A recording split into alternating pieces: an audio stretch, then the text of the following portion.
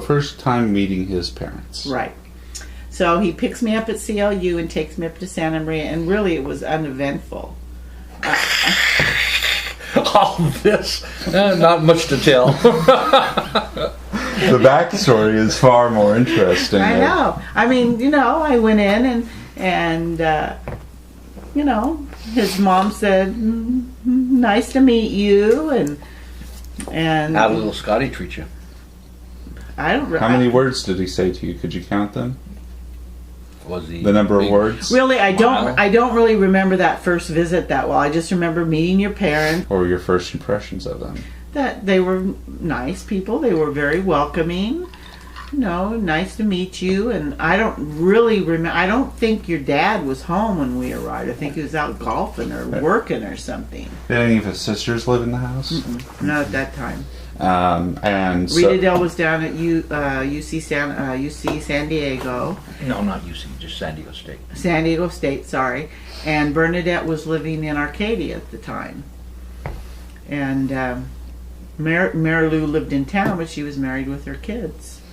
So, I don't even remember too much about that weekend, but I met his parents. And do you remember anything special about that weekend? Nope. He doesn't even remember Scotty. I don't remember it occurring today. I know there must have been a time that I took her up to meet my parents, but not.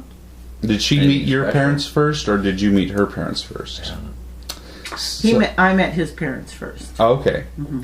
I don't even think what I'm trying to say is I seriously went about saying, let's take this woman up and to meet my parents.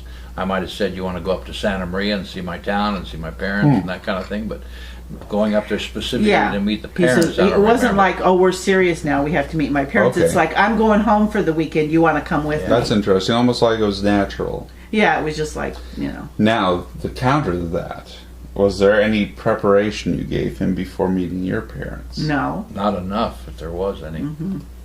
But again, I don't think it was a formal coming down to meet her parents either. Okay. I happened to go down there and her mom was at home. I remember that your mother told you later, though, that she felt more comfortable around me than she did Jody. And a little Scotty, I can answer that question for you. He beamed at all the girlfriends I brought home, 3 of them, Terry Lee and Jody and Louise, Mama. Meeting Phoebe and Clifford Kent. Tell us about that first experience and first impression. My dad wasn't home. I wasn't asking you. I have to help him with his memory. No. Give me a chance not to remember first. I didn't meet her dad the first time. I don't know what the reason was for coming down other than to visit Louise, that her mom happened to be May home. I interject? Sure. Yes. Jimmy and Linda were down visiting. Jimmy Oliver and Linda Oliver. Oh, okay. Because she had she was a high school teacher and she was the gymnastics coach. And she was coming down for a gymnastic clinic. And so whenever they came down, it was in Orange County, whenever they came down for anything, they stayed with Papa in L.A. Now, Linda was down in Orange County, and Jimmy had driven her down that morning and dropped her off and came back. And so it was sort of a twofold thing. We were really going down to pick up A twofer. Yeah, we were going down to pick up Linda, and I guess we just said, well, you want to go by the house? I don't know how that came about, because after my parents' house, we went down to visit my girlfriend Kathy Reddy and her husband Bill. Who was Chris. your friend at Golden West. Correct. So, backing up, that's kind of an interesting point. You had 2 pairs of Jim and Lindas. You Yes. each had a pair of Jim and Lindas. Yes. And Tim Kelly was with us as well. I was going to say, I thought Tim Kelly it was there, just too. like, look, we're going down to pick up Linda, and we ended up going to dinner down there too. Was your brother already married by that point? Jim? No. No, he hadn't met Linda yet. Or had he met Linda? I don't remember. It would have been, what, 74, 75? Was Tom the first to get married of the siblings? Oh, yeah. Yeah. Yeah, he got married in 1969. It was a very good year. He was a baby. But it was one of those things that, well, we're going to go down and pick up Linda. We'll go say hi to my mom. I think Tim said, let's go by and say hi to your mom. And Jimmy's like, yeah, I'd like to meet your mom. And And then we were kind of killing time before dinner, and then after that we were going to go. And I said, "Oh, my girlfriend Kathy wants to meet you too. Let's stop at Kathy's place." So that it was sort of casual and everything. But now you go. You took a tour of visiting. Yes. So now go ahead. So we stop And at one. I'm sorry, honey. That was interesting that you said it the way you did about Jimmy said, "Yeah, I'd like to meet your mom." That's probably the distinction why you went through what you went through with Randy's parents as opposed to what I experienced. To me, I didn't particularly care, and I think Mom felt the same way, whether I accepted or liked her parents or not. I was more interested in Mom, and I have this attitude: I don't give a rat's pucky what other people think of me. I concerned more about what Mom would think of me.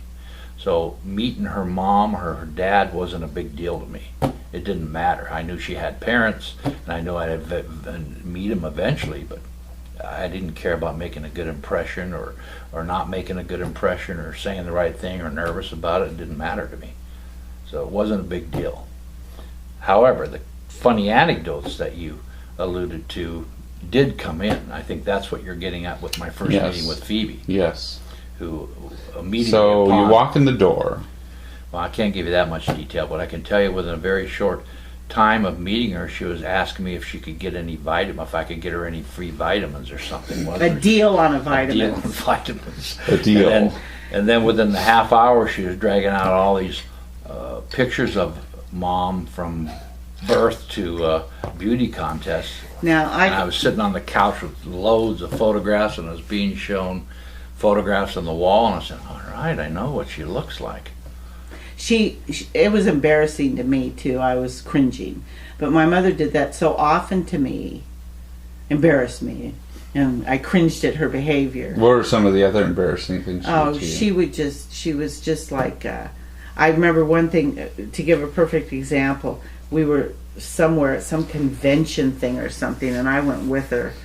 It was something with the church, and it was at some hotel place, and she saw somebody she knew. It was like a gathering thing before the meeting, so everyone was milling around like in a lobby area, and she sees somebody, and she across the room, and she wants to introduce me to her, and she practically runs across, yelling out their name, dragging me along, and I'm like this because she's kind of making a spectacle of herself, and then when she gets up there, she says, "Oh, it was awkward," and then she says, "Oh, I just wanted you to meet my daughter," and they're like, "Oh, nice to meet you," like.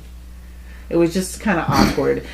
She was just like that sometimes. She just, I don't know. Didn't have a lot of class. She wasn't classless, but No, she at times just got carried away and didn't think about stuff like that. She was a very, very nice, sweet person, but she was weird. What other things happened that first visit? What else happened? Well, she pulled out the pictures. It was like it was almost like she was sort of nervous, like she was trying to build me up in his eyes or something. Because this is something I didn't tell you in the interview, was when in the earlier interview, when I was first telling her about Papa, and I said, he's a pharmacist and he's going to law school, and she said, "How old is he?" And I said, "He's 25. And she said, "Oh, he's been married before." And I said, "No, he hasn't been married before. No one would get to be 25 years old with all that going for him, and someone would have nabbed him." That was her words. And she says, you ought to check his background out more. And I think she thought, my mom, I don't think, had as good opinion of me as she should have had.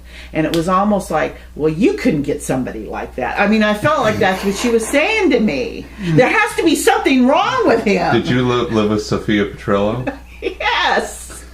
It was like that, I didn't think of it that way then, but I can see how it affected my personal opinion of myself. And I think a lot of my insecurities and low self-esteem was from her. She thought I was dumb because she didn't know I had learning problems, and of course I didn't know ADD, so I thought I was dumb. And you know, he was good looking, he had a great job and a great future career, and why would he be interested in you? Well, I almost felt like she was saying there has to be something wrong with them. So I think because when she knew about him and then he showed up, I think she was trying to kind of sell me, like, oh, look at these pictures, and oh, she was Miss Westminster, and you know, I was just like going, ugh. The funny And thing, that's the way I took it too. the funny thing is that Jimmy and Tim, We're in the room. everyone was there. They Yeah. thought she was great. They loved her. She was a hoot. But he didn't say anything to me. But then we went on with the evening and we stopped at Kathy's house, and he was Mr. Mum. He sat there like a lump. This was my first meeting. A bump on the log. This was the first meeting of my best girlfriend away from college, and I was anxious for her to meet him. And Kathy was better girlfriend than Darlene? No, I said away from college, away from CLU. She was my best girlfriend. Gotcha. She was my best girlfriend down in Orange County. Let's put it that way. And of course, she was married by then and stuff. And I was anxious for her to meet him. And we all sat around in her living room, and here was Papa. And I was trying to get him to engage in conversation. And this is what I got from him. Yes. No. Yep. Not even that. I was That deep would in have- thought thinking, what have I latched on here to with a mother like that? Does she have that bad a genetic defect in her body somewhere that I missed, and I'm hooked up with the wrong girl here? You were in deep contemplation then. And when I asked It Kathy, bothered me. when I thinking, that was asked, the most weird. yeah, he didn't care what kind of impression he made on my friend, because when I talked to her next, I said, well, what did you think of Vince? He's weird. Okay, babes, you made your point. He's weird. I'm just trying to explain. And he would probably say, thank you. But it ruined the whole evening for me, because I was anxious for her to meet him, and he sat there like a bump, and then we went out to dinner, and then I was in a bad mood. Let's have a fight of 50 years ago. Let's not The whole thing was just to lay guilt and blame again on me. Okay. So that's why he was Mum, but I didn't know that. I didn't know why he was acting like that. But he was saying, well, what have I gotten myself into, and da da da da da. But Is this the Hills Have Eyes family that I missed something? are we doing a Phoebe thread here? Thread, I like that. The sounds first like there were meeting other didn't go things. very well. I didn't receive that great of an impression, and I was in debating the rest of the evening whether I wanted to continue this relationship with this girl, given her mother. It raised anticipation of what the father would be like, and my first impression of him wasn't much better. Had something to do, I think, with the dinner, and I told him I wasn't hungry. No, and that was way later. that was way later. That was way Well, that later. was one example, I guess I should Okay. Well, you didn't meet him that first night? Was he out or? He was out of town. Okay. His When was job. the first time you met Clifford Kent? When was the first time I met? I don't think it was any. I don't Thing that remember I the noted. exact time, but what I do remember is you made fun of the way he dressed. How did he dress? My dad was very fashionable, and it was, of course, the 70s, so he wore ascot and, you know, Like a Ken doll. yeah, and you know, stuff like that. If you look at the pictures from that era, and I'll make sure you get one to put in this thing, is, you know, he was the start of the disco Did he era. have, How old was my dad? At that time. He was in his late 50s.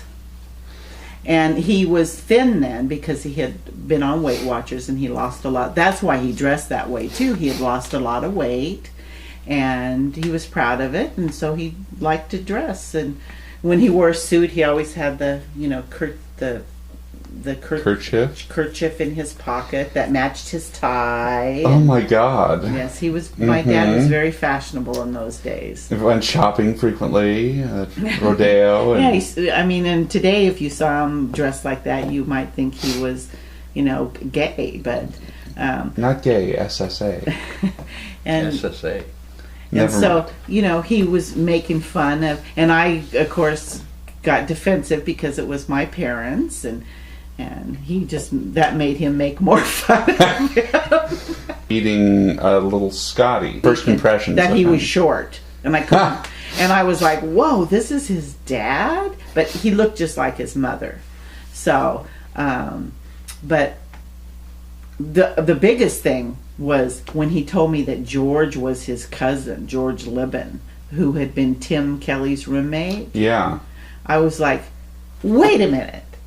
George is your cousin? Because they look nothing alike. As handsome as Papa was, George was not handsome. Mm-hmm.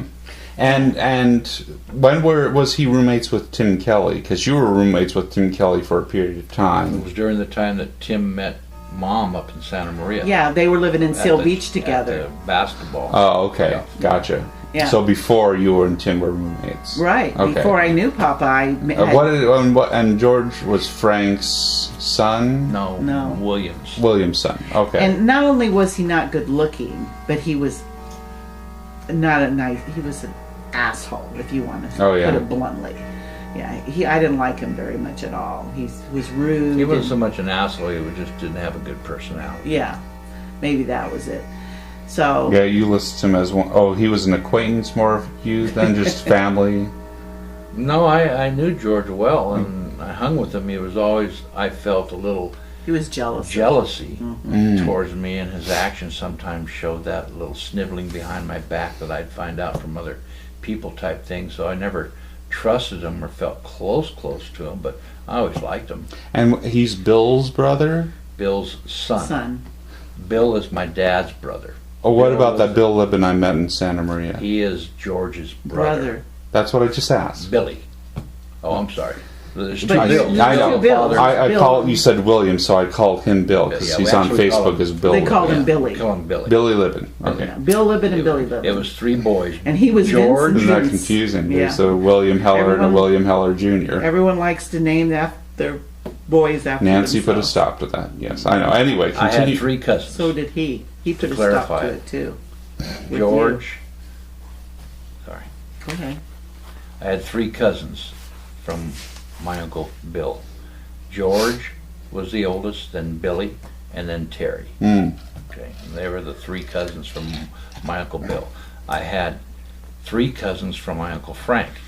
I had Beverly first, oldest, then Joey, then Mikey. Okay. All very interesting characters. Something I forgot to touch on. We learned the origin of the name Weesey from your cousin Donna because she couldn't pronounce Louise. She called me Weiss, not Weesey. Weiss, and that somehow morphed to Weesey, I'm guessing. Yeah, with some people, she still calls me Weiss. And where did the name Terry come from? Well, I was in 8th grade, and I was hanging around my girlfriends, and we were hanging around other girls that were acquaintances of someone in the group. Mm-hmm. So I didn't know them very well. Mm-hmm. And everybody had the name, as you know from my notes, Linda, Connie, Debbie, and so forth. And I was Louise, which didn't fit in with that generation. Louise was an old-fashioned name.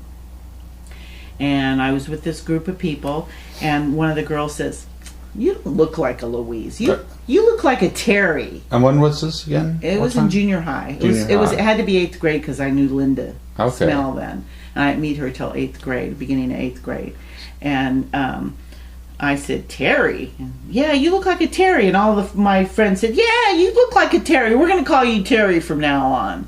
And I was called Terry then, and Did you introduce yourself to people as Terry? I embraced it. 'cause- Did you introduce yourself to him as Terry? Yes. When did you first find out her name was Louise? Well, I don't know when, but He didn't call me either one. He called me Swede Oh, how did that come up? because I'm Swedish. she's Swedish. He called me But I Swede all the pick time. Nicknames, and I think Yeah, I'm he's- the one that came up with Weesey S and Weesey Pie. She may You have came called up with you Wees, Weesey Pie, but my whole family called me Weesey when I was younger. So, Weesey or Wees? well, Donna's the only one who called me Wees, and But your Susan family calls called me you Wees. Weesey? They call me Weesey, yeah. I didn't know that. I thought I was the originator. So, he did buy me a necklace once that said Weesey in gold. Yes. I still have it, but the chain's broken. But I don't know when I started calling her Louise, or I'll tell knew you her what name happened. was Louise. I'll tell you what happened. When I went to work for Disneyland, they hired me, and of course they issue everything. So the badge they issued to me was Louise. And then when I started working, I was going to say, well, my name's Louise, but people call me Terry. But then I found out my boss's name was Louise. So I thought, maybe I'll just go by Louise. So I had for a while there, I had a dual life. You're there like was a a group superhero. of people who called me Terry, and the people at work called me Louise. So when we moved to Arizona, I remember I told him, I said, I'm tired of this two-name thing. I'm just going to go back to Louise and be called Louise. So when I got here, I introduced everybody. I think at first it was Terry, and then I changed my mind on that because Madeline remembers me introducing myself as Terry originally, but soon after that I went by Louise, and then that's when he started calling me Weesey. Well, let me just say we didn't date. We hung out because Okay. I was what going- is the difference between those two things? well, when you dating, the guy comes to your home, picks you up, and takes you out on a date and brings you home. Well, he never came to my home. I stopped at his apartment on the way to Disneyland from CLU. It was very convenient, but it wasn't dating. It You was, dated him, maybe. I dated him. Yeah, see, I disagree there. I think what she's saying is accurate, but we went out on dates. Like, I would take her to a movie. We stopped and picked up some ribs one time. We went out to the beach and watched the sunset and had ribs. I mean, to me, that's a date. Yeah, we did. We did. But a lot of times you had to study and stuff, and I'd come to That's the apartment. called life. Yeah, I know. Okay. Let me just say, like I said, we met on Halloween, and that's an important date. We met on Halloween, 1973. We were married exactly 3 years later on Halloween in 1976. So By design. and he proposed September 5th, 1976. He proposed A very short engagement. very short engagement. Once he decided that he wanted to be married, he wanted to be married. Okay. So what happened between Halloween 1973 and September 5th, 1976? Well, A lot of- Jody got out of the picture. Can I tell about that? Sure. Okay. That's up to James. So, I didn't know anything about Jody when I was first dating him, but little things started popping up that he finally had to tell me about her. Okay. And that was... Now let me ask you a question. He talks about one time she came over to his apartment to see if he would they get back serious, and described hearing you get in the shower. Did you hear her come to the door No. and No. purposely get in the shower, No. turn on the shower? No.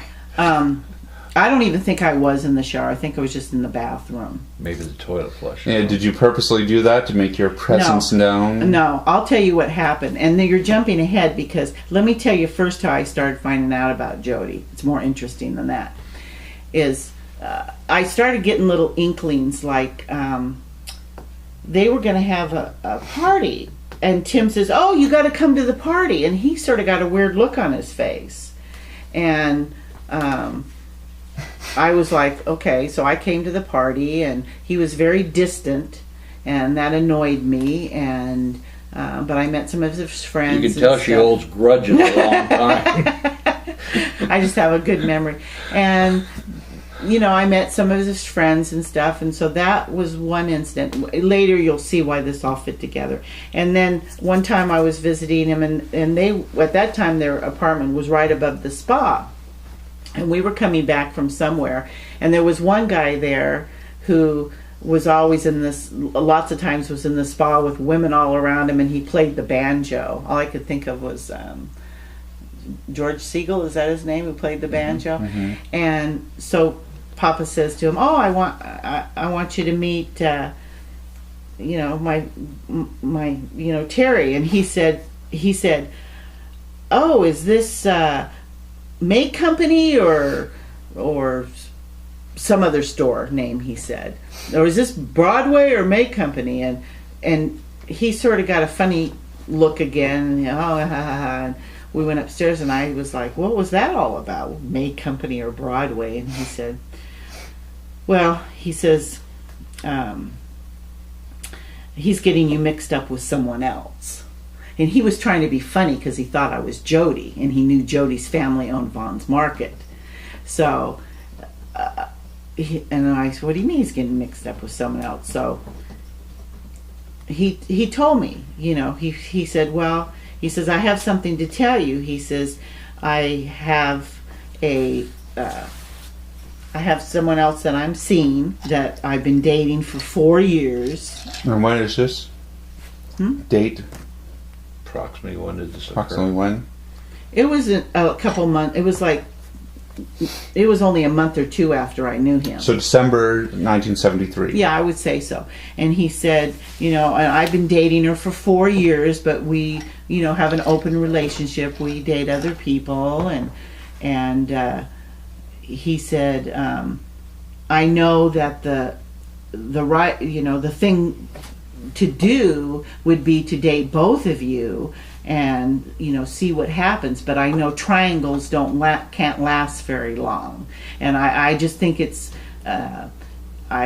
honest if I tell you up front what's going on. And then he told me the reason why he was so weird at the party was because Jody was supposed to be there, and once Tim invited me, he kind of had to uninvite Jody. I think Sue Hefner showed up, though, didn't she? Sue Hefner, Jody's best friend, was at that party, and she was all interested in who I was. And I wondered why she was nice to me, but she was like asking me a lot of questions at the party, like, well, how long have you known Vince? And where did you meet? And I'm sure all that was reported back to Jody, but so Jody, he says, she knows about you, so I feel like it's only fair that you know about her.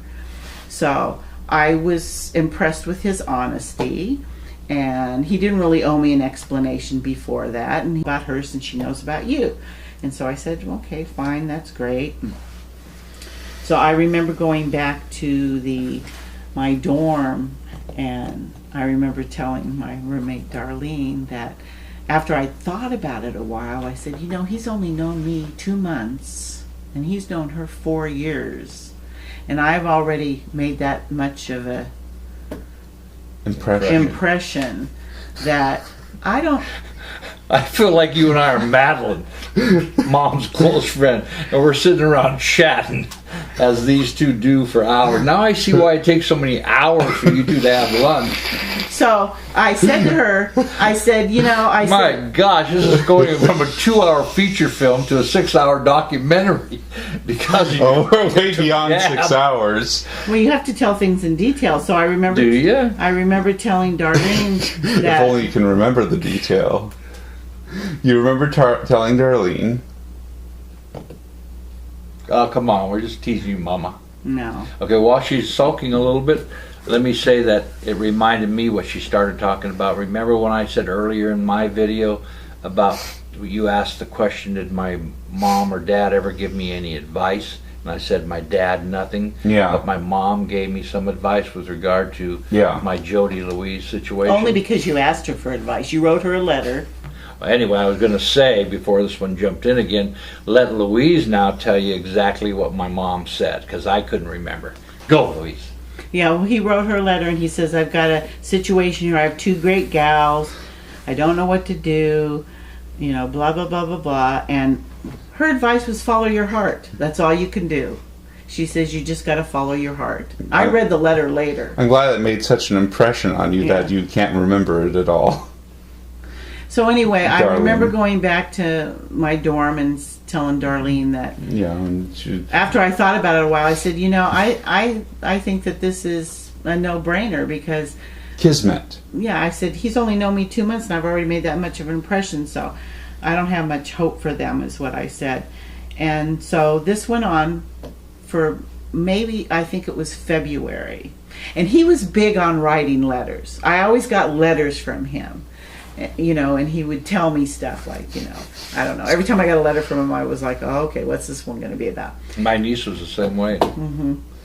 So, remember that? His sisters called him the Pope because he was always telling everyone what they should do. And my mom called me the instigator because I was always starting things. Yeah, bad much things. like he is now, as you can see. So I knew he was going to be seeing both of us, and I was visiting him this day, and I this just was a coincidence that I was in the bathroom. And I was in the bathroom, not only using the bathroom, but I was getting ready for us to go somewhere. And I come out, and this is from my point of view now, I come out of the bathroom and he's not there. And I'm like, where did he go? What's going on? And several minutes later, he comes back up to the apartment and he was clearly bummed out. And I was like, okay, what's going on now? And he's like kind of bummed out. So I finally said, well, what's going on? And he said, well, I said, where were you? And he said, well, Jody came by. And he says, I was out, I walked her back to her car. And he says, I asked her if she wanted to meet you, but she said no. And I said, oh. And I don't know, I'm trying to think how I felt that he was bummed out about that whole thing. And so, you know, but he was good at expressing his feelings and telling me what was going on. So he said, you know, he didn't like the fact that she seemed hurt and this and that, and she was hurt and he was bummed out. And he had me, I don't remember if Tim happened to call or we called him. Tim was at work. And Jody the reason why Jody came by, she wouldn't normally just come by unannounced, but she came by because she first went to Tim's camera store. On Rodeo? Yes, and Tim encouraged her to come over to the apartment, knowing full well I was there. He said, oh, I think Vince is at home studying. You should go by and see him. So she comes to the apartment, and of course I'm there, and so she got bummed out. He got bummed out. So I'm on the phone with Tim, and and he says, tell him that he got 2 people bummed out and upset today. And so I tell him that, and he goes, what are you talking about? And I said, well, we understand that you encouraged Jody to come by knowing full well I was here. And I said, you have 2 people upset with you. And Tim laughed and he said, well, you tell Vince that's like a crook who robs a bank and gets mad at the cops for arresting him. And Pop and I just started laughing our heads off. And that just sort of broke the tension, and then we were okay after that. But then, so that was probably December, January, after you told me. It was somewhere in that time frame, because I distinctly... It's a cold winter. I think you answered the question, though, hon. Yeah, but then... So let's get back to your original question. So then in February, I'm in my dorm, and I get a letter from Papa, and this was My dearest Taft. This was quite common for him to... My dearest State College resident. I didn't go to State College. From your university resident. I didn't go to State College. I know, honey. I'm just I went to a private university. You always used to tease her that she went to no, State College. You teased Huey about that he went to Cal Poly. Huey too, yes. You didn't tease me. And then, so, anyway, I'm sitting in my... Can I tell this story without interruption now? Without interruption? I've started, he's allowed to interject. If he wants. Symbol is this, remember. I've started about 3 times, I believe. So in February, I get this letter. But like I said, it was quite common to get letters from him. He was very, very good at putting his thoughts in writing. Being he wasn't an attorney then, but he was on his way to be an attorney. And the letter basically said, it started off saying something like, whether this has any impact or not on our relationship, I wanted to let you know that Jody and I have permanently parted ways. And I was like, yes!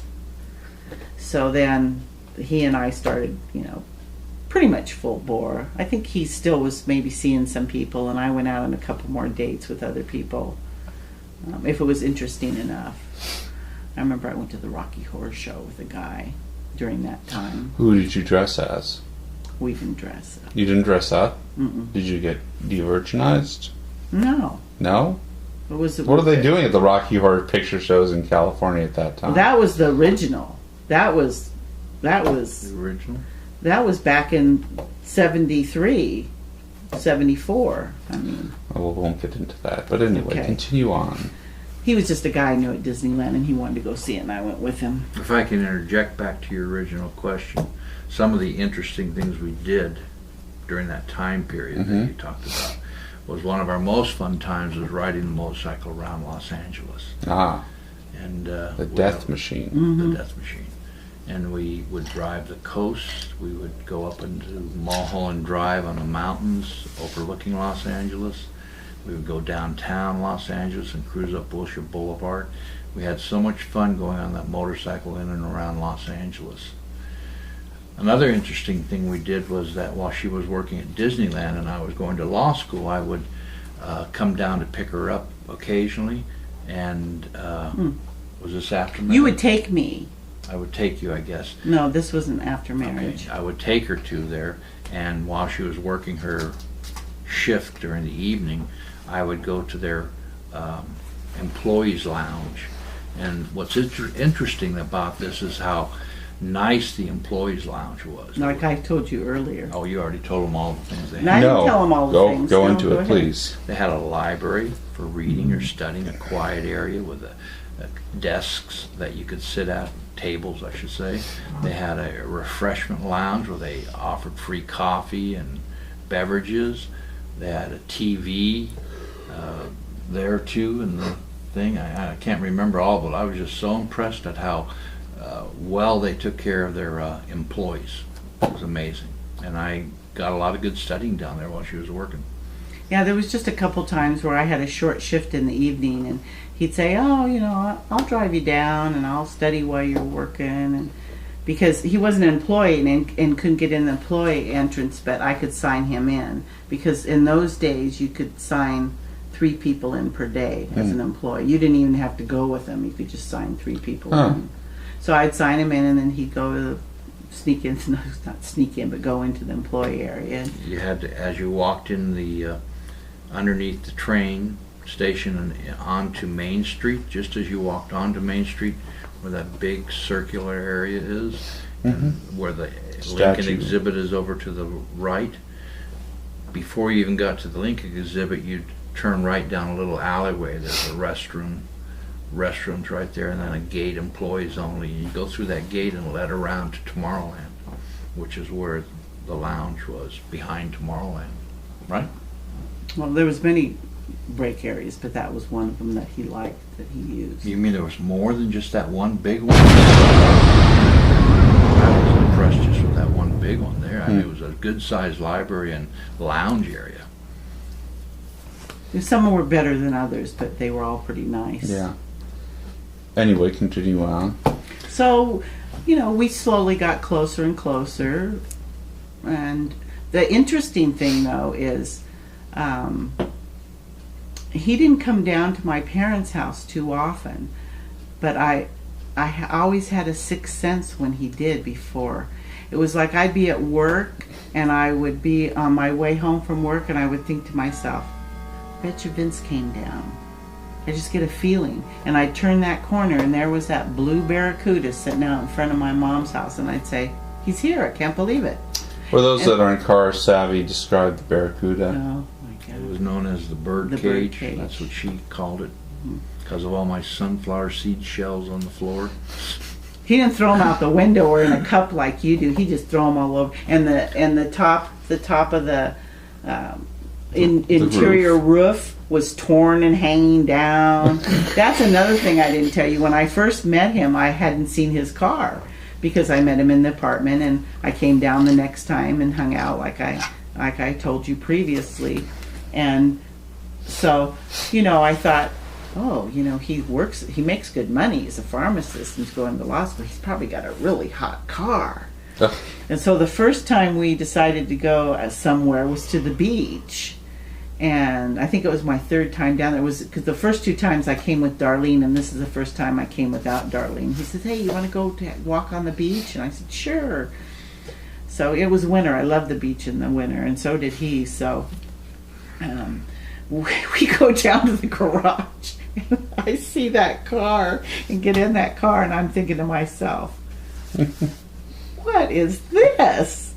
You know, I was expecting some nice car, and it was the birdcage. And my attitude, I guess, or personality with regard to cars was, unlike other Guys, women, there's guys, women like primary that guys, too.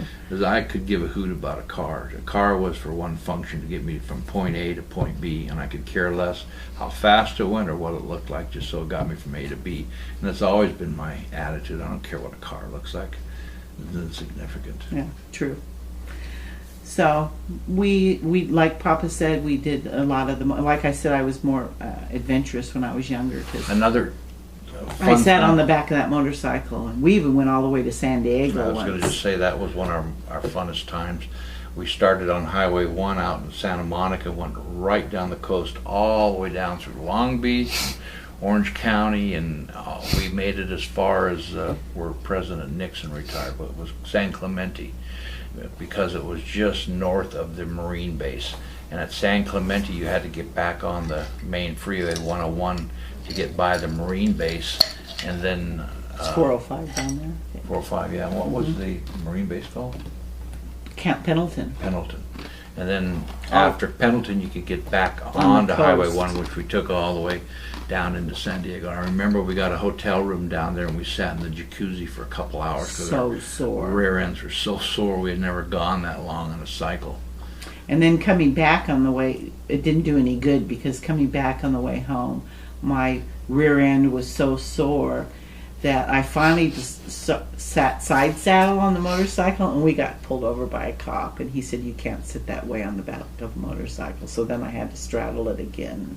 I could hardly walk when we got home. It was He was asking me about the music in the different eras, and I know there was a lot of good songs in the 60s. Carole King, Artist. I feel the earth move Yeah, she was a big. under my feet. And Roberta Taylor, Flack. Roberta In fact, Flack. when I went to CLU, you heard the Tapestry album, Carole King, playing everywhere. That was the biggest album of the time. And Roberta Flack's album was another big one. Those were the two that I remember the most. Marvin Gaye and was it Diana Ross did an album together. I have the CD now. That was a really great one too that they did together.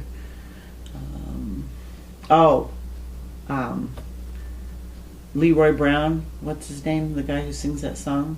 Oh, the guy you like, Bad Leroy Brown, who died young. He died in a plane crash. How soon we forget. I have his CD too. And I remembered a name, or a song name rather, during the time backing up into when I was with Bongers and just starting at USC. Have you ever heard or remember the name In-A-Gadda-Da-Vida? Mm-hmm. Okay. I thought I'd throw you a curveball with that one. Most people wouldn't know that. Dun, dun, dun, dun, dun, dun, dun, dun, dun. Oh, I had it Da, on. da, da, dun, dun, dun, Croce. dun. Croce. Jim Jim Croce. Croce is who we're trying to think of. Mhm. And I remember because I loved his album, and I remember my friend Dennis Levine, this was when I was at CLU, he says, oh, too bad about Jim Croce. I said, what do you mean? He said he died in an airplane crash. And I was like, what? And I remember I was really upset because I thought there's never going to be a second album. And I told you, back to your original question, things we did during that time, or another fun things that we did was we either went to parties with our friends or had parties at our place. And it was always a good time because it was a good mix of people. Huey, John Colich, Wally Loster and his wife, he was married at the time. Dark. You know what I mean? The Quaaludes later. That was later, wasn't it, babe? Yeah, I don't think you got the right name, Rico Drugs. Yeah, Was it Rico's. Yeah, Rico. You're talking about the people. The one that Huey hooked up with. Michelle. Okay, yeah. She Huey first was had in- she first had the hots for Papa, and one day he took me into work for him because we were buying. He wanted me to help him buy gifts for his nieces for Christmas, and we picked out the things, and they had a gift wrapping area in the back. So he said, why don't you go in the back and wrap those? And she came back to that area, and she was like, just checking me out, just looking me up and down. Later I said, what's with that Michelle? And he says, I think she has the hots for me, and she probably wanted to check you out. But then when she knew that he was with me, then she moved on to Huey. Huey dated her for a while. Huey was funny anecdotes during that time too. He dated Darlene for a while, disclosed that she had warts on her vagina, and Condyloma acuminata. he dated a girl that he called Barbara the Barbarian. Barbara the Barbarian, because he couldn't shake her. He Oh would, my when he was gosh. done dating a girl or he wasn't happy dating her for whatever reason, Huey didn't say we're done or I'm sorry, I don't want to see you anymore. He just stopped calling, stopped seeing, disappeared off the face of the earth. We call it the Huey syndrome. Yeah, he would slowly slip away. Slowly slip away. And this one girl, Barbara the Barbarian, didn't slip away. She was aggressive. She actually came up to the apartment seeking him out. Well, the funny thing was when he met her at a bar, he came home that first night. He says, "Oh, I met a," because like I told you earlier, he told me all his situations with women, and he said, "Oh, I met this girl last night," and I said, "Oh, good," blah blah blah, and then he went. She invited him over to have dinner with her and her roommate and her roommate's boyfriend. And when he came home after that date, he said, "She's not as good looking as I remember her in the bar." Well, that's an old joke. When you get to a bar, you look for the ugliest woman, and when she starts looking good to you, you've had enough to drink.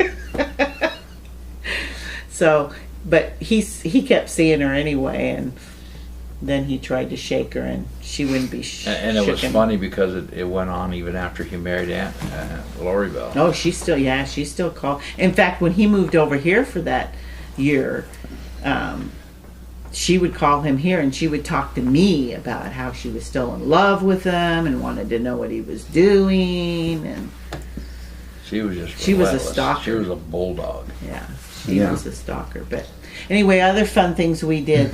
We saw Star Wars for the first time. You couldn't have seen Star Wars for the first time during that time. Star Wars didn't come out until 1977. We saw it in L.A. We Yeah. saw it at the Grauman Theater. Yeah, I think we Must saw have it been- after we got married. I think it came out Are in you sure it was 76. 76? I think I'm it was absolutely sure it was 1977.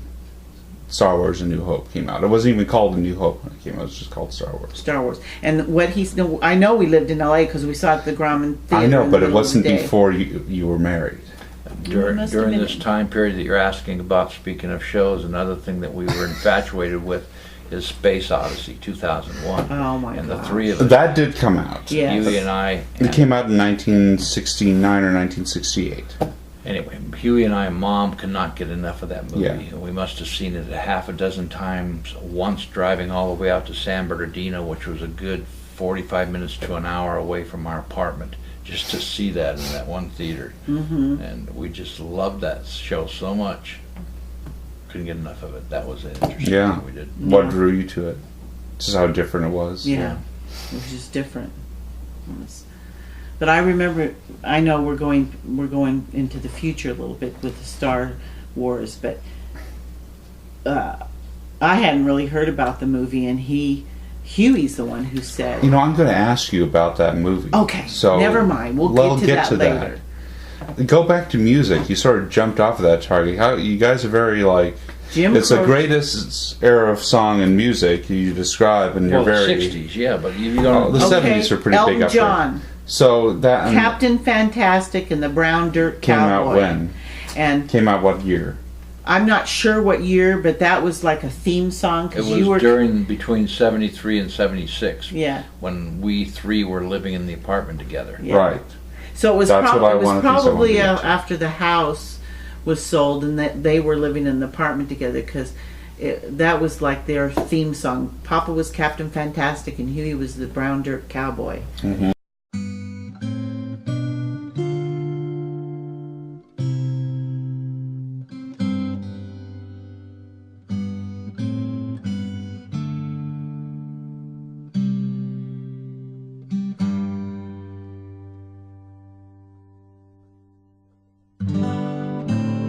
Huey just loved Elton John when it came out.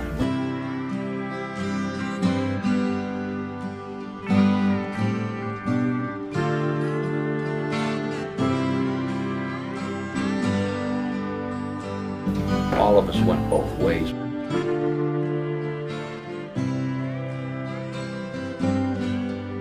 I was Captain Fantastic and Huey was the brown dirt cowboy.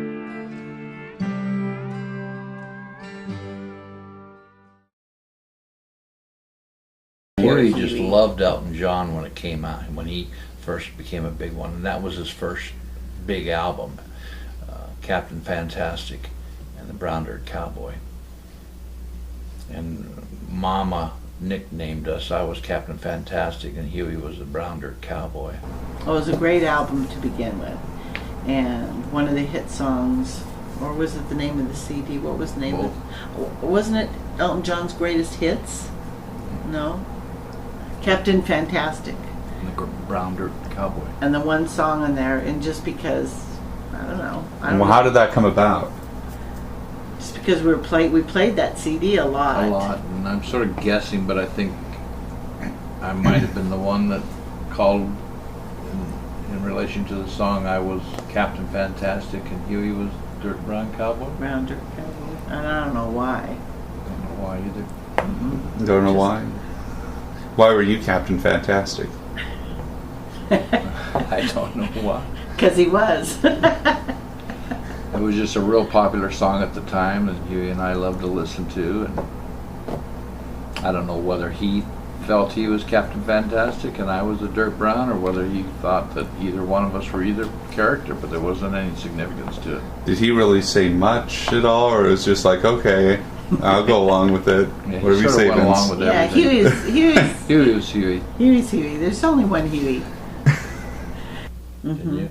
And then there was another song on there that you related to Jody, how you almost got caught up in, remember that one song that goes, I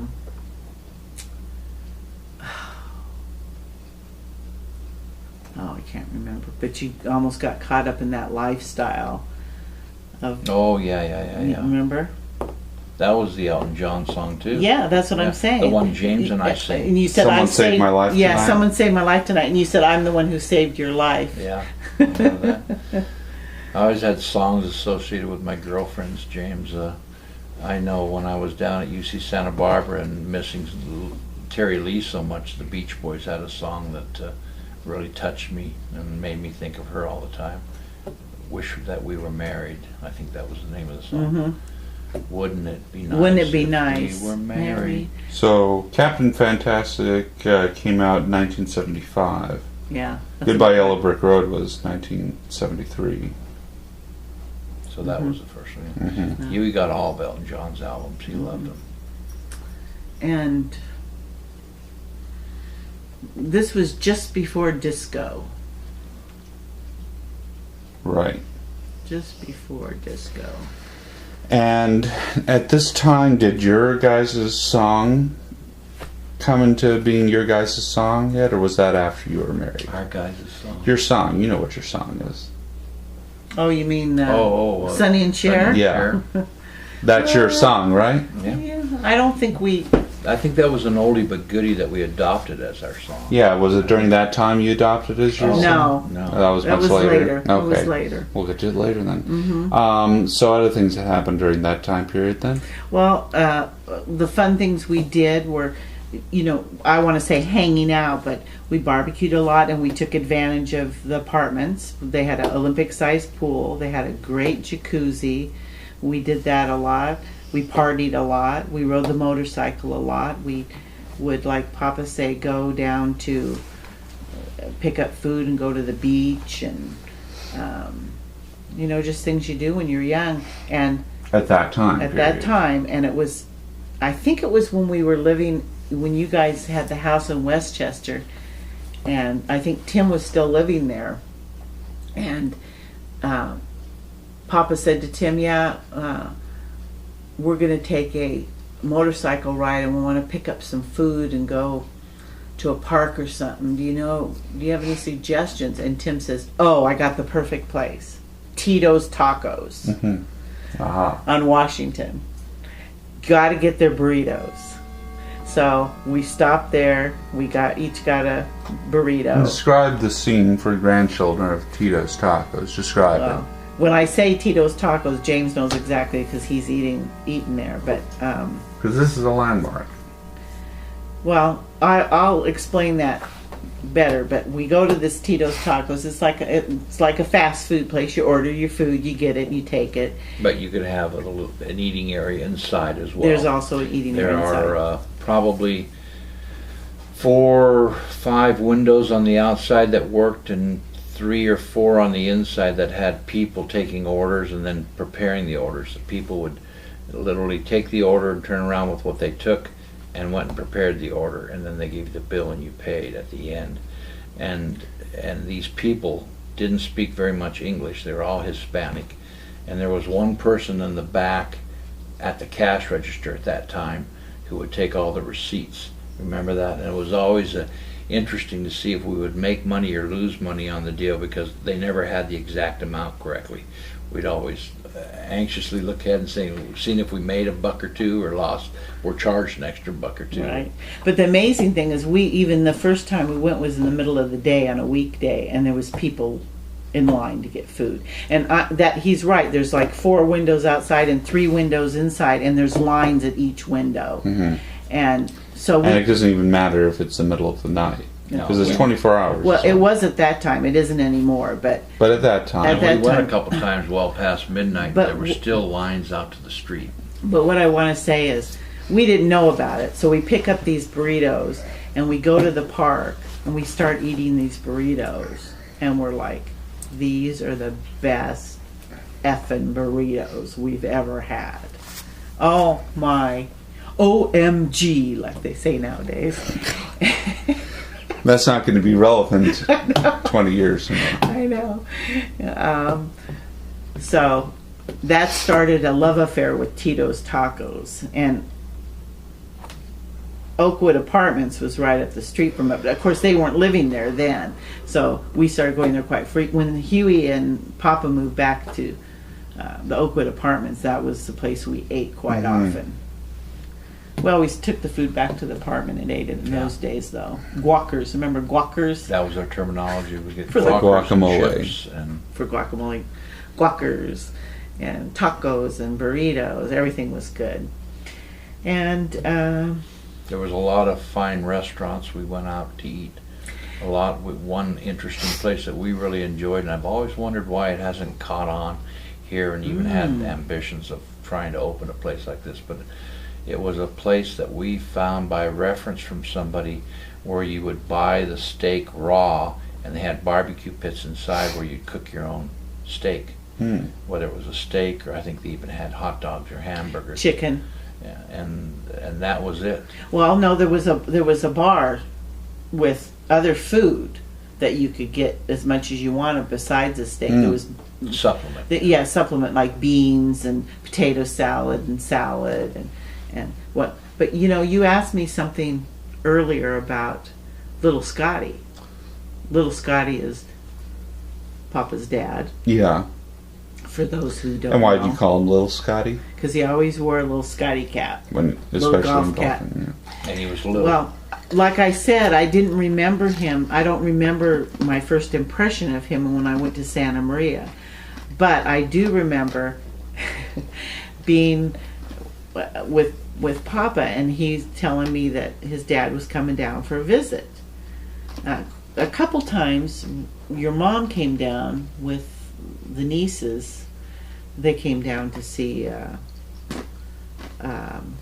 play or a movie. No, they came down to see that one where the head spins around on the girl, Exorcist. Oh yeah. And Cindy that was a movie that came out. That was a big movie that horror came out. movie that was probably at the time the scariest movie they had ever made, at least in a lot of people's opinion. Especially for Catholics. Probably still scary. One of the scariest. It is scary because it could be something that happens. So my impressions of Scotty, when you asked me, is that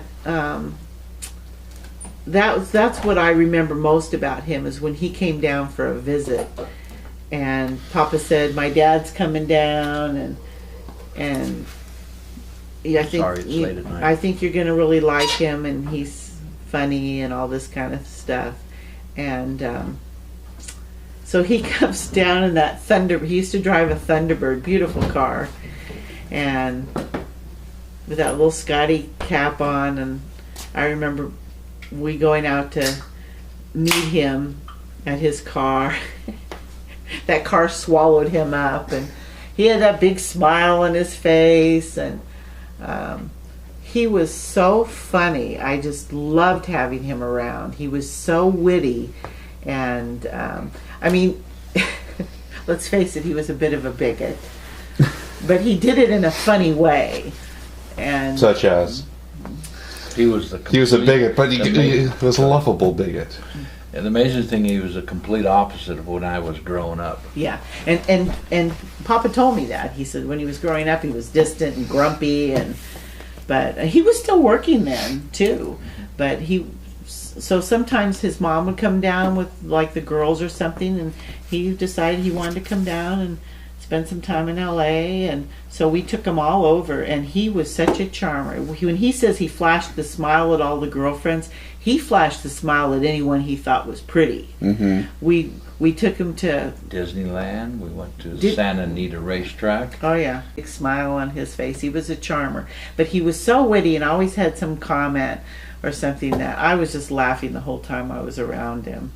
I can't really think of anything during that time that he said that was too bigoted, but later on, when we lived in Tempe for a while, and the Middle Eastern guys were in the apartment, and he said they're probably in there. This is after we were married, and I was over here in Arizona preparing for the bar exam, and he came over to visit for a weekend. And we were living in apartments, and there was one apartment that had a bunch of Middle Eastern guys living in it, and he looked at those, and he was in the pool, and he goes, they're probably in there cooking a goat.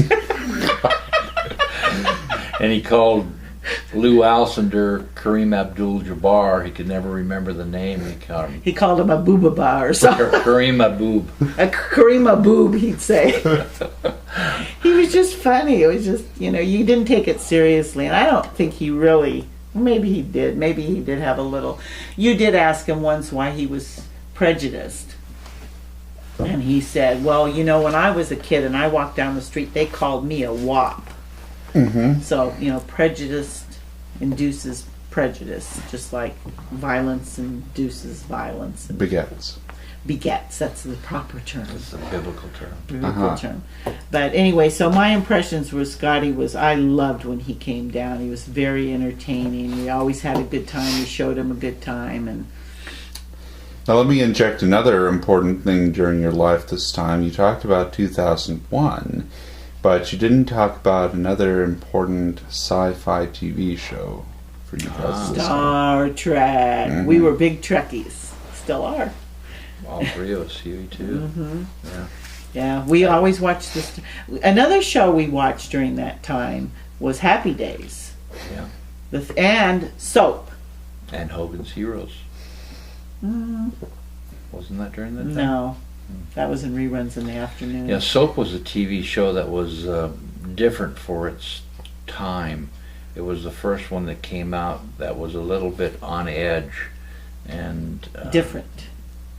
And it was unusual to see it on TV where you're used to Lawrence Welk and Ed Sullivan type shows. But Soap was a very on edge situation comedy.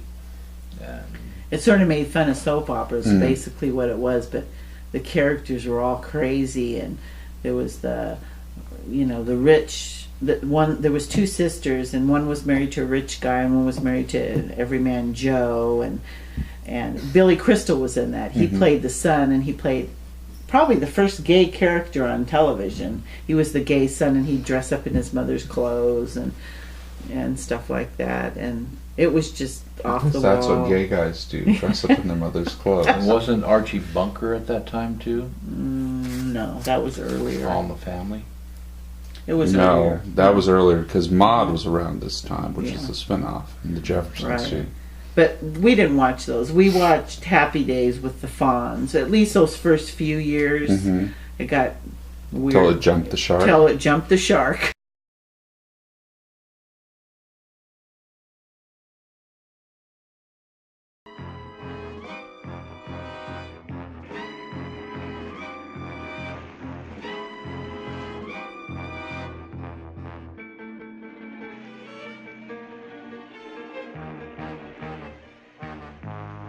Here we go, Fonz. I'm heading for the ramp. Are you sure you want to do it?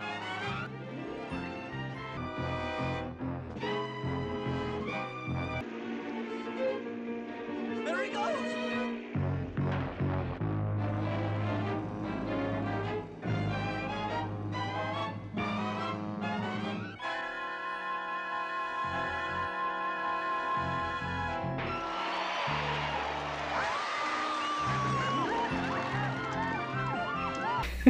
That's the show that jumped the shark. It did. And but the Star Trek, we watched that all the time. That was something we watched. But we didn't really watch too much TV besides that, except for sports. But mostly basketball. But it was a big part of your life. You would and you were really disappointed when it was canceled. Well, we were watching it in reruns at that point. Yeah, you were watching it in reruns. it Yeah, came you were out in disappointed that it had been canceled. Yeah, that it was only on TV for 3 years, and but What drew you to it? probably the characters more than anything. Because none of you are really that nerdy. Neither of you, I should say. No, it was just in fact, my dad made fun of it because he'd say, "Oh yeah, the ship's getting hit by something." You know how they do like that? Yeah. Because my dad just didn't like shows like that. But it wasn't so much the show as the characters you got involved in them. I mean, they were great characters. Captain Kirk, and he'd always have a soliloquy, and I mean Spock, and the tension between Spock. It had comedy and a drama in it, and Bones and Spock getting into it, and Everyone was in Good heavy script. makeup, which is typical for the late 60s Yeah. TV yeah. movies. And but we watched a lot of UCLA basketball. That was always on later at night.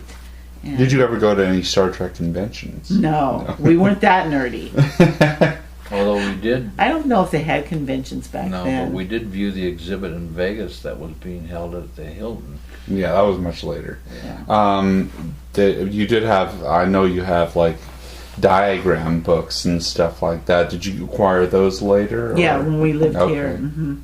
Okay. Yeah. Anyway, other things that happened during that time period. We went to Bass Lake. Hmm. Oh yeah, that was a big. Whenever Big thing. Huey was going to Bass Lake, we went. I mean, we didn't go the whole time he was there. When Huey went, he'd go for a couple weeks, and people would come and go because he had a lot of fraternity brothers, and that was always a real good time. Did he exhibit the robot during any of these? Yes. I've only seen the robot twice.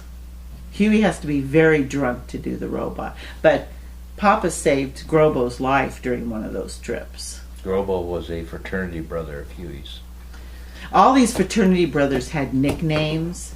His real name is Jeff Weaver, but they call him Grobo, which was short for gross body. Mm. Then there was A tennis player Greg. at Cal Poly named Greg Pierce, who they called Deuce. Deuce, because he Because played it was tennis. Oh. And Sure, dumps. Harpo, because he had curly blonde hair. That looked like Harpo Marx, who Marx. was a comedian in the early 40s and 50s. What before that? 30s. Well, Yeah, he was in the 40s and 50s too. yeah. Anyway. Anyway, And Bass Lake was a lot of fun because of the drive up there. We had so much.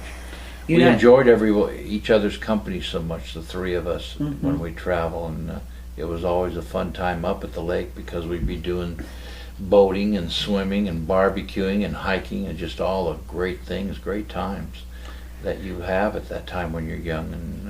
and you didn't say, what do you mean Papa saved Grobo's life? Oh, I'm assuming you'll get into that. Okay. Yeah, but you do need to explain what Grobo is. I did. But, okay, now how did he save Grobo's life?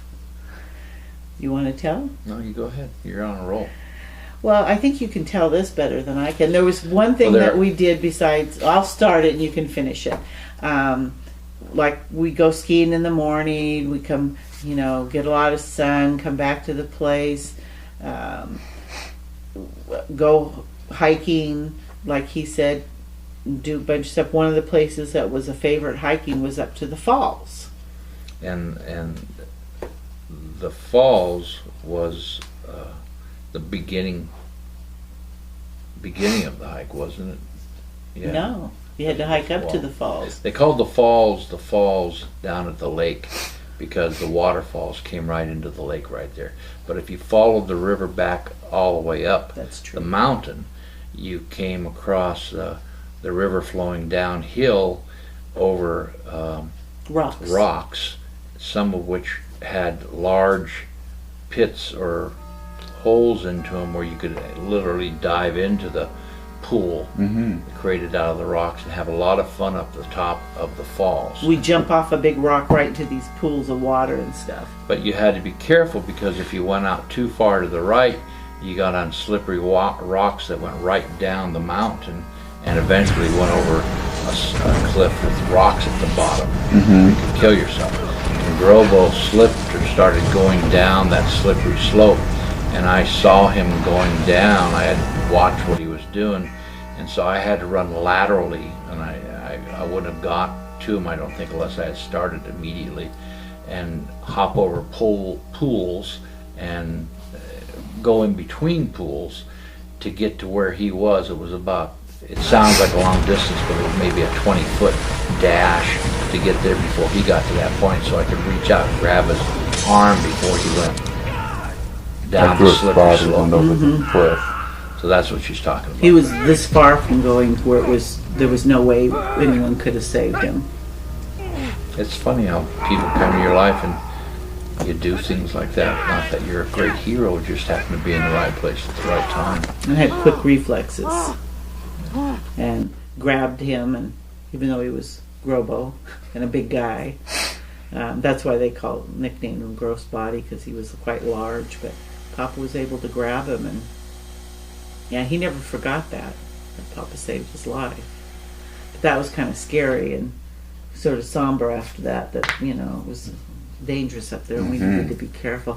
But there was a fall even further up than that. Yeah. That was like almost a straight down. I didn't go down that one, but The whole lake was just a fun place to do, and we should probably talk more about the lake. It's a lake east of Fresno, which is in central California, up into not the Sequoias, but the Sierra Nevada. Kings National Forest, on the way to Yosemite. So it's in central California where the Sierra Nevadas are, and they called it Kings National Park.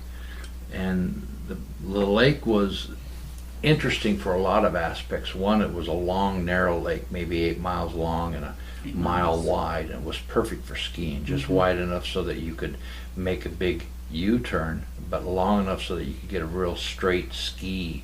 Like 8 Elkhart miles. Lake. That Randy Tin's family goes to. Okay. Yeah. I don't know about Lake. Elkhart Lake. But in addition to that, it was a big drawing area for a long time. In fact, they made a famous movie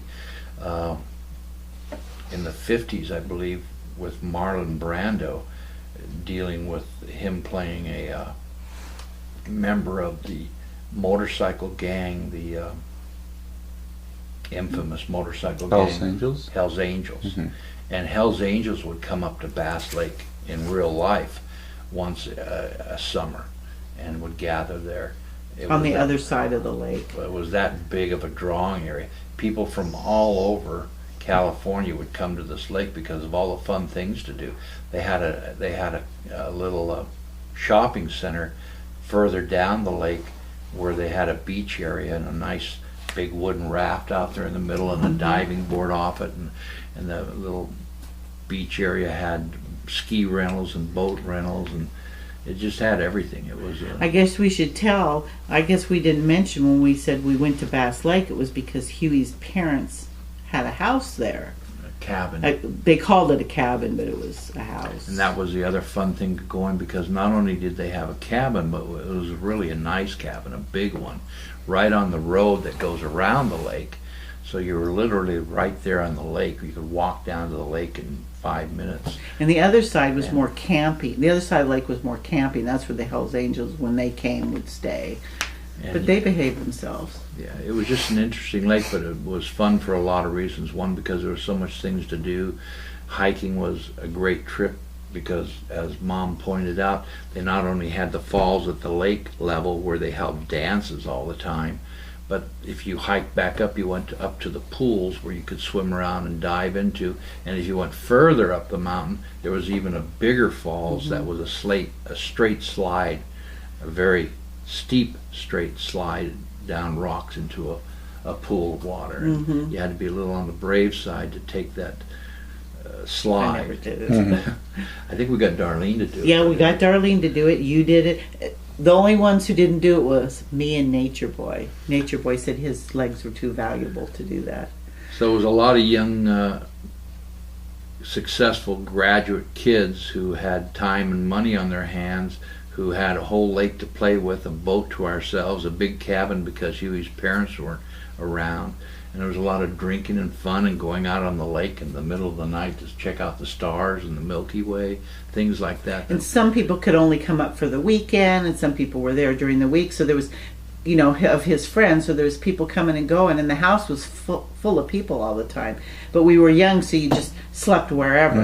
You know, there were bedrooms, but people slept on the couch. I think one night you and I slept on lounge chairs out on the porch. I remember that. Or you blow up a mattress and sleep on the floor. It was just like. And have you been up to Huey's cabin? No. Okay. Well, So- maybe I was when I was 4. Yeah, he's been there when he 3 was or when 4. he was Young, 3 so you years probably old. Not right, anything I because we can took you out the remember. lake. But no, you wouldn't remember the cabin. What was unique about the cabin was that not only was it a beautiful cabin, but the porch area out in front was real nice.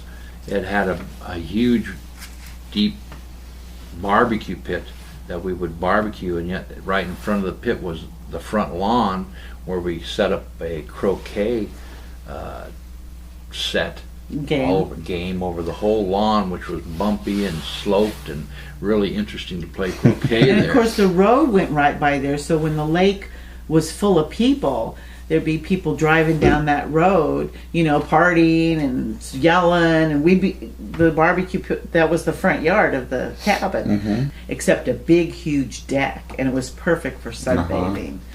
So they had since then It have was a an bedroom ideal there cabin. now. Yeah, It was a lot of fun. Bass Lake was one of our most favorite retreats.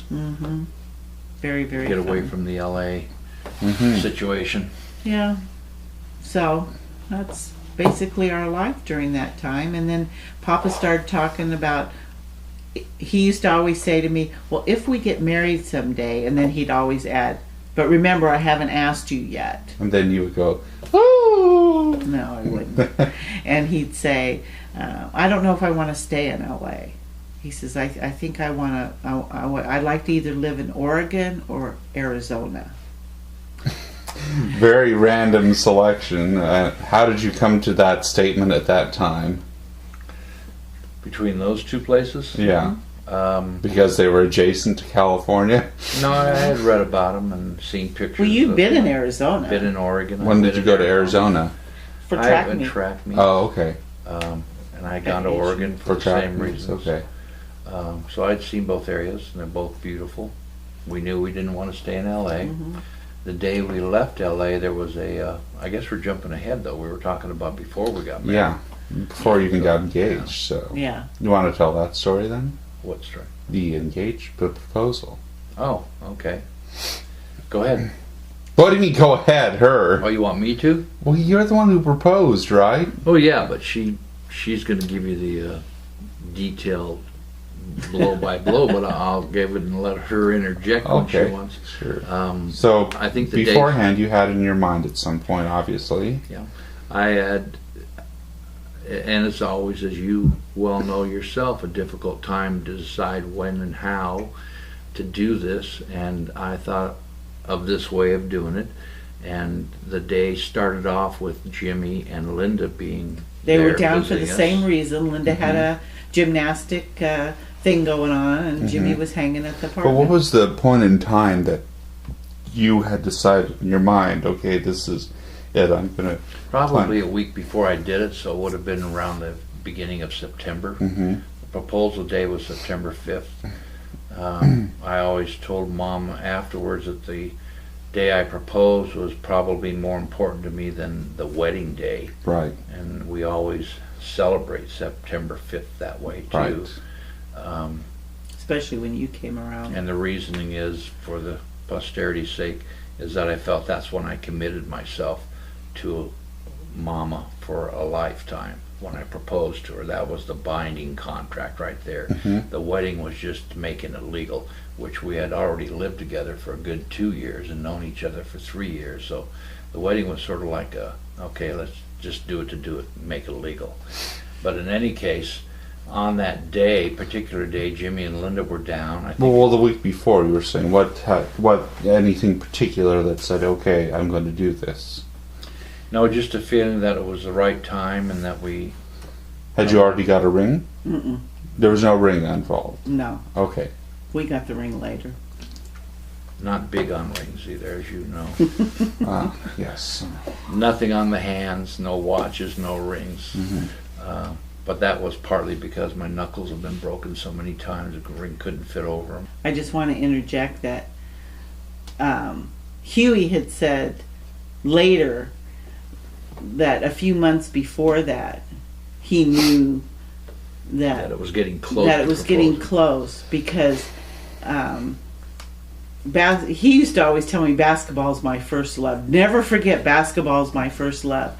And Huey said to him a couple. Wait, back. Let me interject, honey. In conjunction with what I disclosed already during my video, our apartment had the ideal basketball court where Huey and I would just love going out there and playing one-on-one and going up and down the court because it was the right size and it was all enclosed and never used.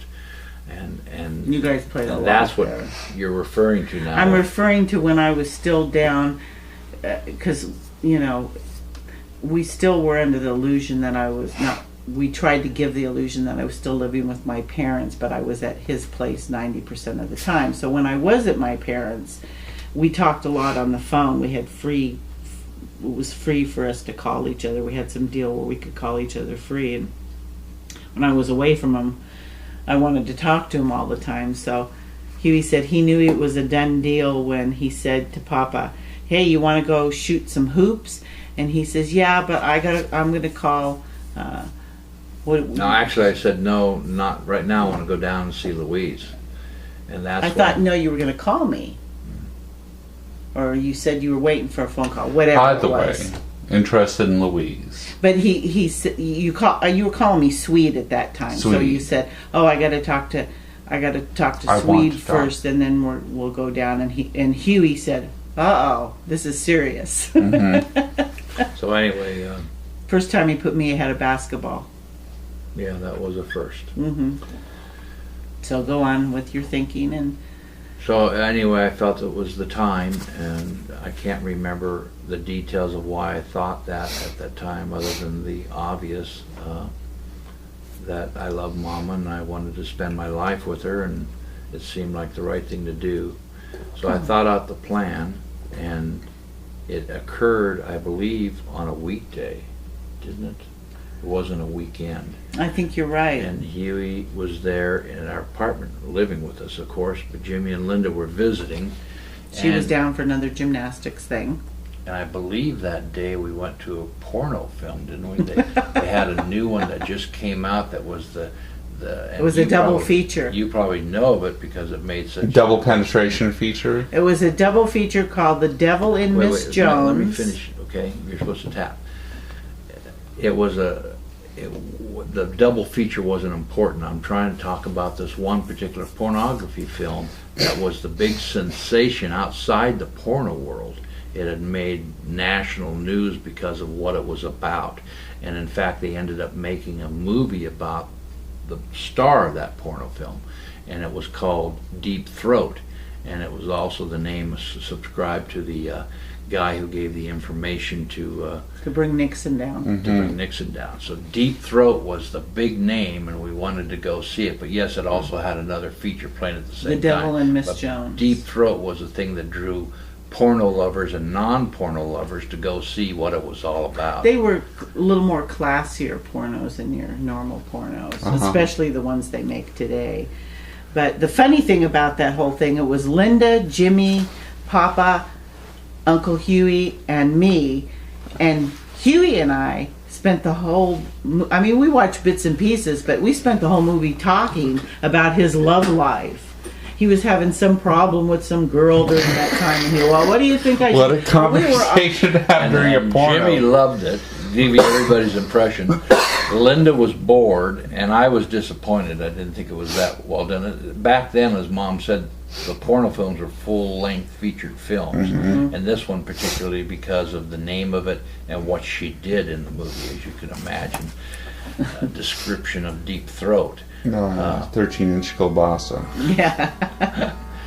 Yeah, nowadays it's from the Howard Stern movie Well, reference. we were all, it was not know, a big deal. But feeling- back then it was entirely new. We were all feeling no pain as well. And when Huey was in one of those where he was inebriated, he wanted to talk.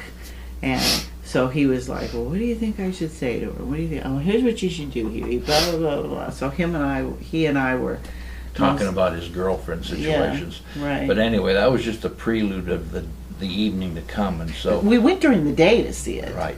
So when we got back to the Oakwood Apartments, then I suggested to Mom, why don't we take a ride on the motorcycle out down Malibu Beach, which was one of our favorite trips also because it's so pretty down there. Well, Yeah. you sort of made it more casual than that. He really had, I had no idea because Huey said something like, we were all sort of hanging around. Linda had to go. It was starting to get dark, and I think she was going to go to bed early or something. It wasn't starting to get dark. Well, it was summer, and it was September, so she was going to go to bed, and Huey said, oh, Jimmy, you want to play some backgammon? Oh, okay, so they're going to play backgammon. So they're playing backgammon. Linda's going to bed, and he looked at me, and he goes, you want to take a ride on the motorcycle? And I said, sure, where you want to go? Oh, I don't know. You want to, go down to the beach or something, ride along the coast? Oh, okay, that's how. So, he made it sound like it was just, oh, they're busy, she's going to bed, let's do this. I said, okay. So, anyway, I just wanted to interject that. Okay. So I had already picked out the place, and the reason I picked it out was that I had gone there. It was named after a Donovan song, Moon Shadows. Moonshine. And Why don't you describe it? it wasn't dark because when we got there, we enjoyed the sunset, watching the waves. Why was Linda going to bed? I don't know. I think she said she was going to go to bed early. Was she so pregnant wanted or to- something? No, but she was Sick? exhausted.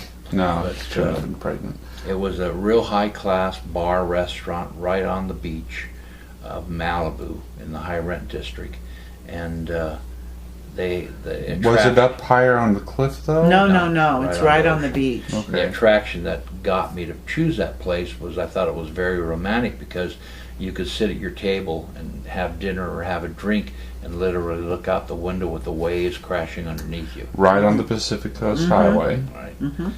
And so we stopped there. I said, why don't we stop for a drink? And we both ordered beef eaters with the green olive, on the Just rocks. straight beef eaters? That was On the our rocks. drink of That's- choice at the we time. drank that. That was our drink. It's a great drink, beef eaters, without anything else, such as schnapps or soda. Or club soda. Just put an olive in there with just a touch of green olive juice. But and It's a very dry martini.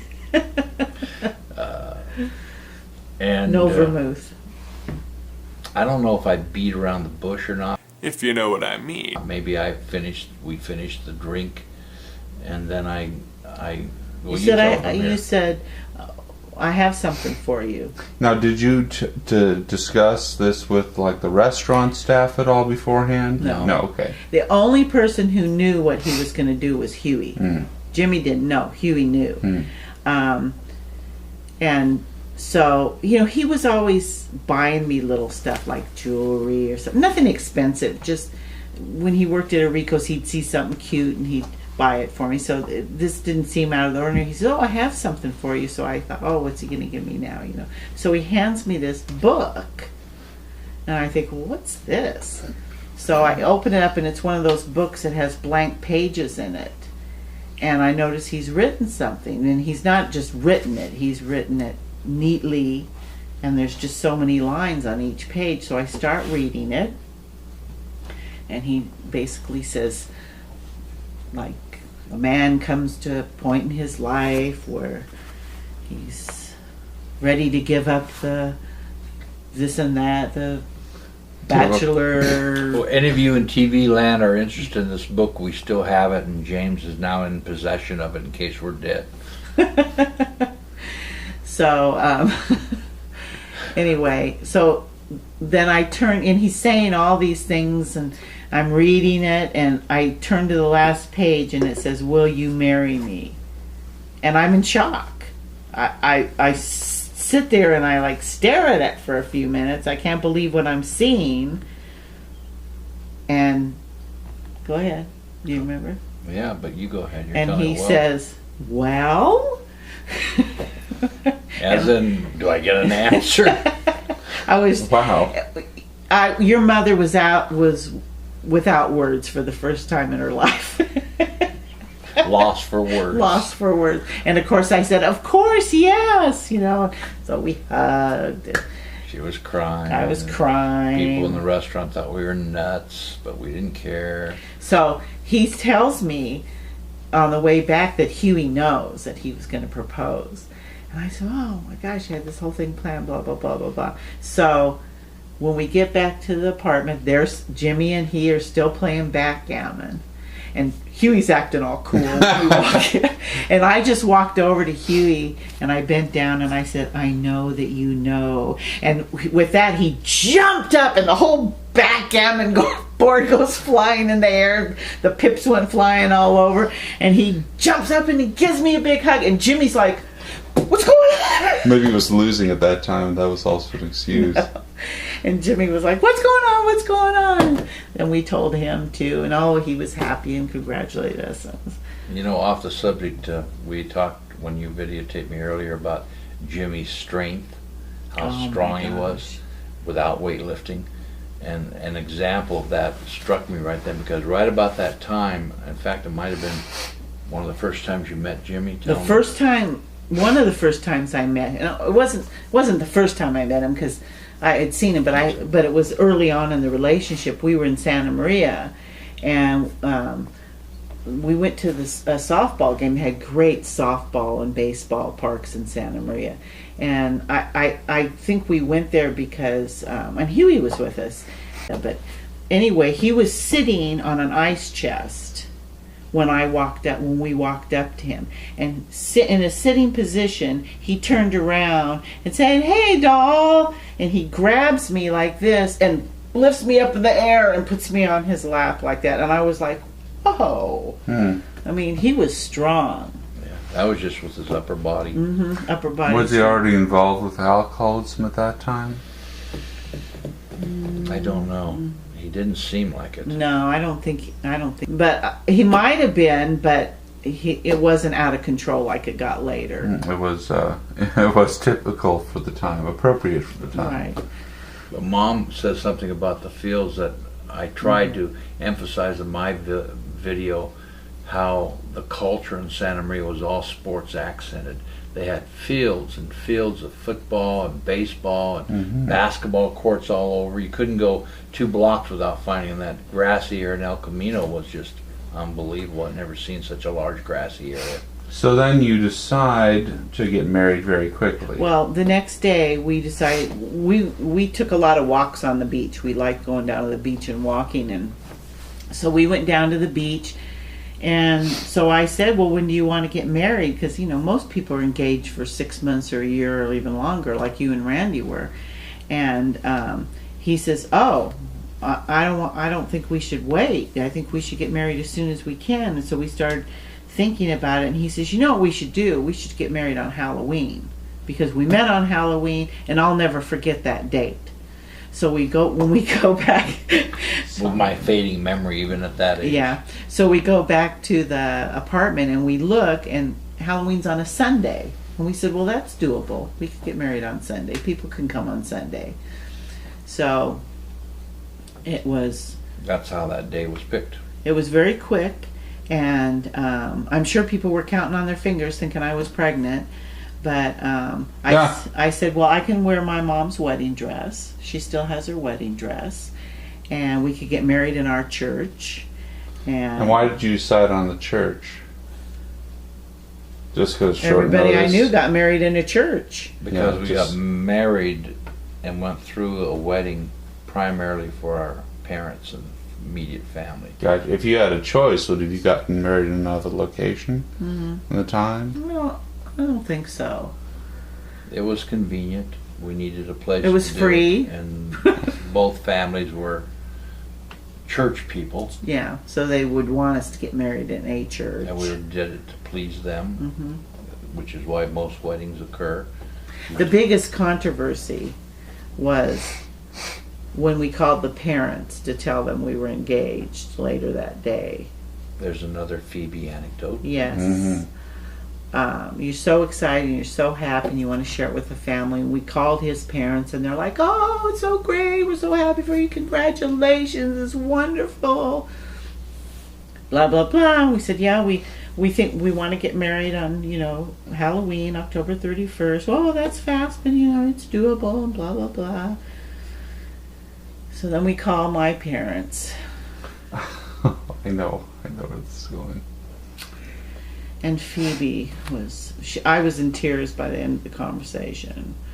It was like everything negative you could think of came out of her mouth. It was like, I can't remember the details. I do remember a couple of things. Everything she could think of, she pulled out like, well, Susan's pregnant and she'll look terrible in the pictures. Oh, that's a reason not to get married right now.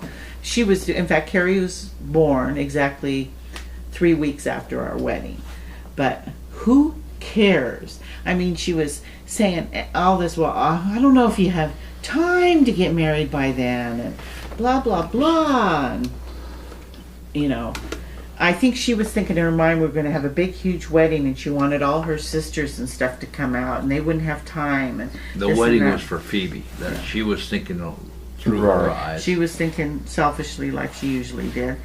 And I was in tears. And Mom Because- says, if I can interject, Mom says that we called. We didn't call. Mom called, and all I can remember her getting more and upset and closer crying, and she hung up the phone and she was crying. And I said, geez, what happened? You're calling up to give great news, and that's where she told me the whole story, what Phoebe had pulled. And then I don't remember how Donna got wind of it. I think I called Donna to tell her that we were engaged, and I couldn't help,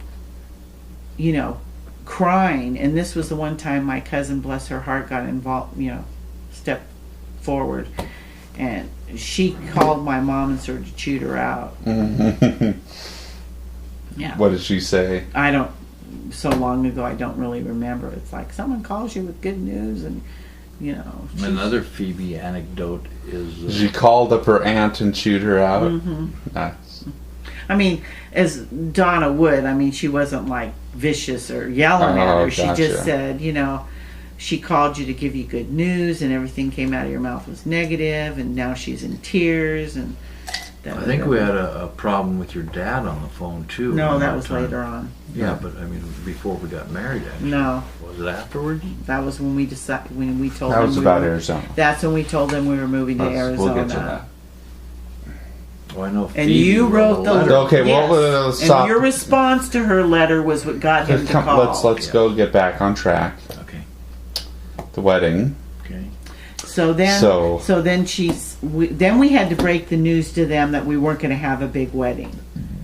Uh-huh. I said, we neither one of us want a big wedding. I don't want to be introduced to people on my wedding day. I wanted just our friends and the only relatives besides my immediate family and Vince's immediate family I wanted there was Aunt Eunice and Uncle Bob, because our families were very, very close. Donna's parents, my Yeah. cousin Donna's parents. And I think that was part of the phone conversation breaking the news when you told her when you were going to get married, wasn't it?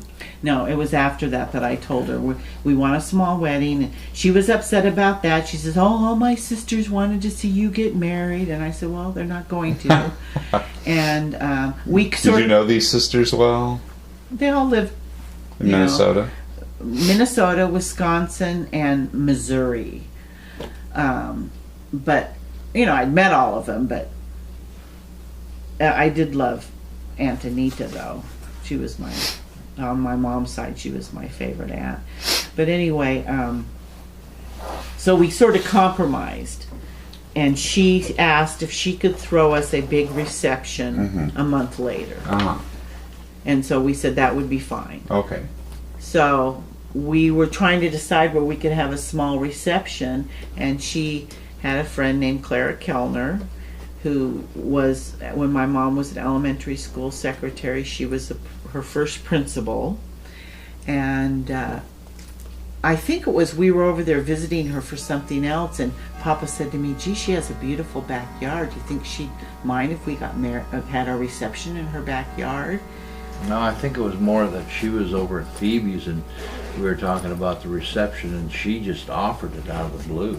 Why don't you just have it in my backyard? And we looked at each other and thought It might have been that idea. way. I don't really remember, to tell you the truth. But regardless, she offered up her backyard, and so our wedding wasn't very expensive because the church was free and Right. her house was free. Yeah. And then So, the other big thing, we had to break the news that we didn't want cake, because Papa didn't even like cake, and cakes were ridiculously expensive. yeah. So we came up, and I can't tell you who came up with the idea. no. Are you talking about the cookies and all that? No, the ribs. Oh no, we had already decided that we were going to have a barbecue. After the wedding. Yes, for the reception was going to be a barbecue. What, the reception a month later, or No, the no, no, reception no. after the Reception wedding? In after your the wedding wedding. dress, you were eating barbecue. Yes. Your mom's wedding dress, I should say. Yes. That was another thing. When I got my mom's wedding dress out, the dress was, of course, because it was satin, it was in perfect condition. But the veil was just, I touched it and it just crumbled in my hand. So the only thing I had to buy was a veil. And I literally sewed it. It was a Juliet cap with a veil. And there was the same open pattern that was on the Juliet cap was on the sleeves. You'll see the picture. And so I just bought a veil at a bridal shop, and I sewed the Juliet cap on myself. And actually, my Aunt Eunice is the one who went around, not my mother, but my Aunt Eunice is the one who went around with me to do everything. My mom was also upset because he proposed September 5th, and the last weekend in September, a week before the wedding, we went to Bass Lake for a week. Because that's when Huey always went to Bass Lake, was in September. And my mom was like, "You're getting married next month. You really don't have time to do that. Blah, blah, blah." Well, she wasn't any help at all for the wedding, so I don't know what her problem was. We got everything done. But let me interject here since you've been talking for a little bit, honey. Okay. It was not by any means a typical wedding and follow-up reception. It was far from the norm. But I don't think you could find one person who attended the wedding and follow-up reception who would say that it was not one of the greatest wedding and receptions they had ever been to. Because we didn't do things typically. We never have, and that's been our nature. And those are the two traits that our heirs should know about you and I, is that we don't take the beaten path. We look for the path off the beaten path. We look for the path less traveled. We look for special kind of funds that I feel, at least, that we've always been fortunate to find. Places like Bass Lake, or things to do like taking the motorcycle ride down Highway 1, that I'm sure some people have as much fun doing their things, but I don't think the fun that we've had can be equaled by a lot of people. and the wedding was typical of it. We didn't want a typical wedding, so we barbecued ribs. Huey and Uncle Orty barbecued the ribs beforehand, the day before, out on the patio of Oakwood Gardens, and got them all ready so that all it had to be was reheated that next day in the oven and served. Our main I drink thought was, they reheated him on the barbecue. I remember Huey bringing the barbecue down. I'm not sure where they reheated them, but they cooked them the day So before. so let's And we had okay. beer was our main drink. So you're We had- having people who, no one dressed up in fancy clothes, or at least the majority of them weren't there in fancy clothes like ties and that. And so the ribs and the beer, although they are messy, or could We be had messy, wine, the ribs and wine. Very bohemian. People It were was- more actually dressed up. Well, people did dress up, Vincey, but Some, the night before we had a rehearsal dinner at an Italian restaurant, and but there's some interesting stories about the wedding. So yeah, there's the many interesting stories. The biggest one discussed should be Uncle Huey and all the events leading up to that caused that. But tell about anything else peripherally interesting as well, because I feel like Uncle Huey's the main show. Well, yeah, that of I the was going to wedding. tell it in order as because there was some interesting things at the It reception. was a too. series of unfortunate events. Yes. So Uncle Huey, they of course partied the night before because that was the one thing I was really kind of jealous about because I decided to be at my parents' house, the night before the wedding, and they're all up in Oakwood Apartments partying, Jimmy and Linda and you and Huey, and I'm down there with my parents. After the rehearsal dinner, then I went home with my parents, and he went back to the apartment and had a good old time, and they were drinking and whatnot. But Huey was sick on top of it. He was physically sick besides the alcohol from the night before. So Papa had Jimmy and Huey as his two attendants. Huey is his best man and Jimmy is his other guy. And I had Darlene and Donna. Donna was my maid of honor and Darlene was my bridesmaid, I guess. And so we start on the ceremony. Pastor enter. Actually, backing up, honey, I brought a pint of apricot schnapps brandy, and we finished that off in the vestibule before the ceremony. We being Mom. And No, not me. I wasn't with Heaven you. Hill. You don't Okay, see the well, bride me before the being- wedding? Me being Uncle Huey and Uncle Orty, the three of us. And Huey. I did Yeah. say. Oh, Huey. Yeah. And that contributed to Huey's condition as well, I think. I'm not sure whether he was sick or not. That's the story Huey likes He to had hang out there. he but had a fever. He had a fever. You felt him? No, they took his temperature later, and he had a fever. He was. What was his fever It was a temperature? combination of being sick and drinking, What was his temperature? like 101 or something. I don't know anything about the physical illness, but he certainly didn't look physical ill to me the day before. I think it was more Huey innately because I had caught him twice fainting. I was there when he just fainted, not at the wedding, but while I was living with TV, and all of a sudden I was sitting behind him and I saw him go, ooh, boom, and his head hit the TV. I just out of nowhere just did that. So it didn't surprise me what happened at the wedding, and I'm suspicious whether it was really a matter of not feeling well or opposed to drinking a lot the night before and drinking some brandy. Let's And call then it- nature. Let's call it what it was. Huey was a wuss. Or he was a robot low on He power. could have been sick, but I don't know. That's just the story Hugh was throwing out there. But anyway. But anyway, So we start with the ceremony and we get to the vows. And Pastor has us face each other holding hands like this. So, and I'm looking at Vince, but I can see, the guys behind him.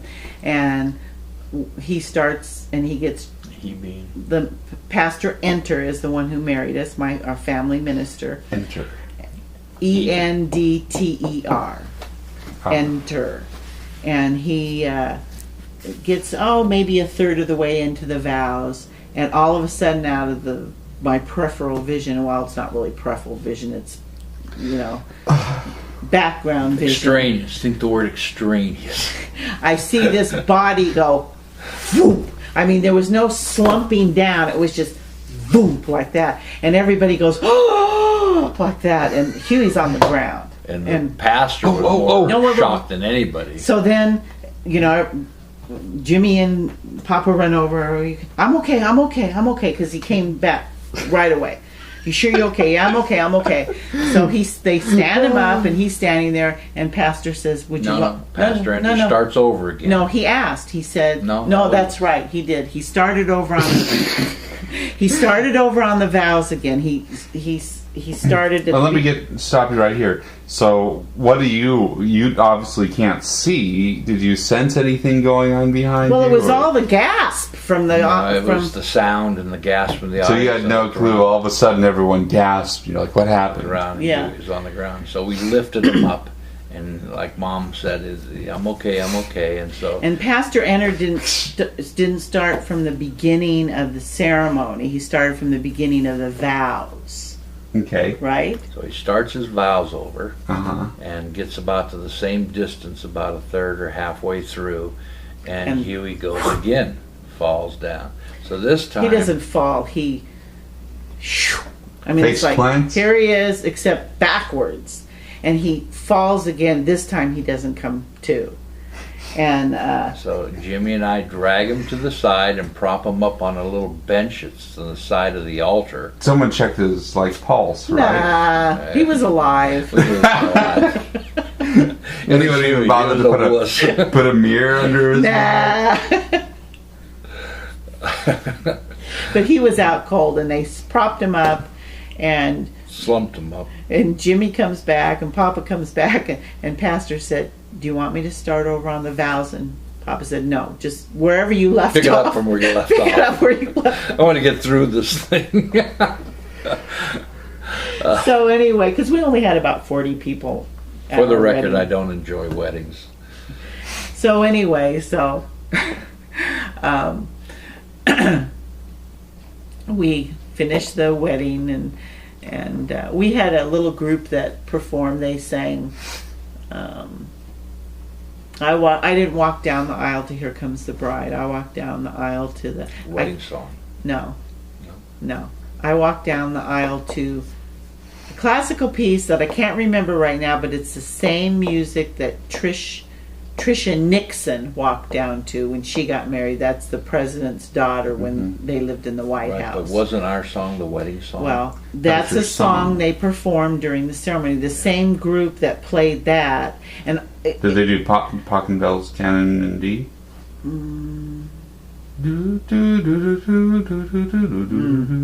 No. It was very grandioso music, very beautiful.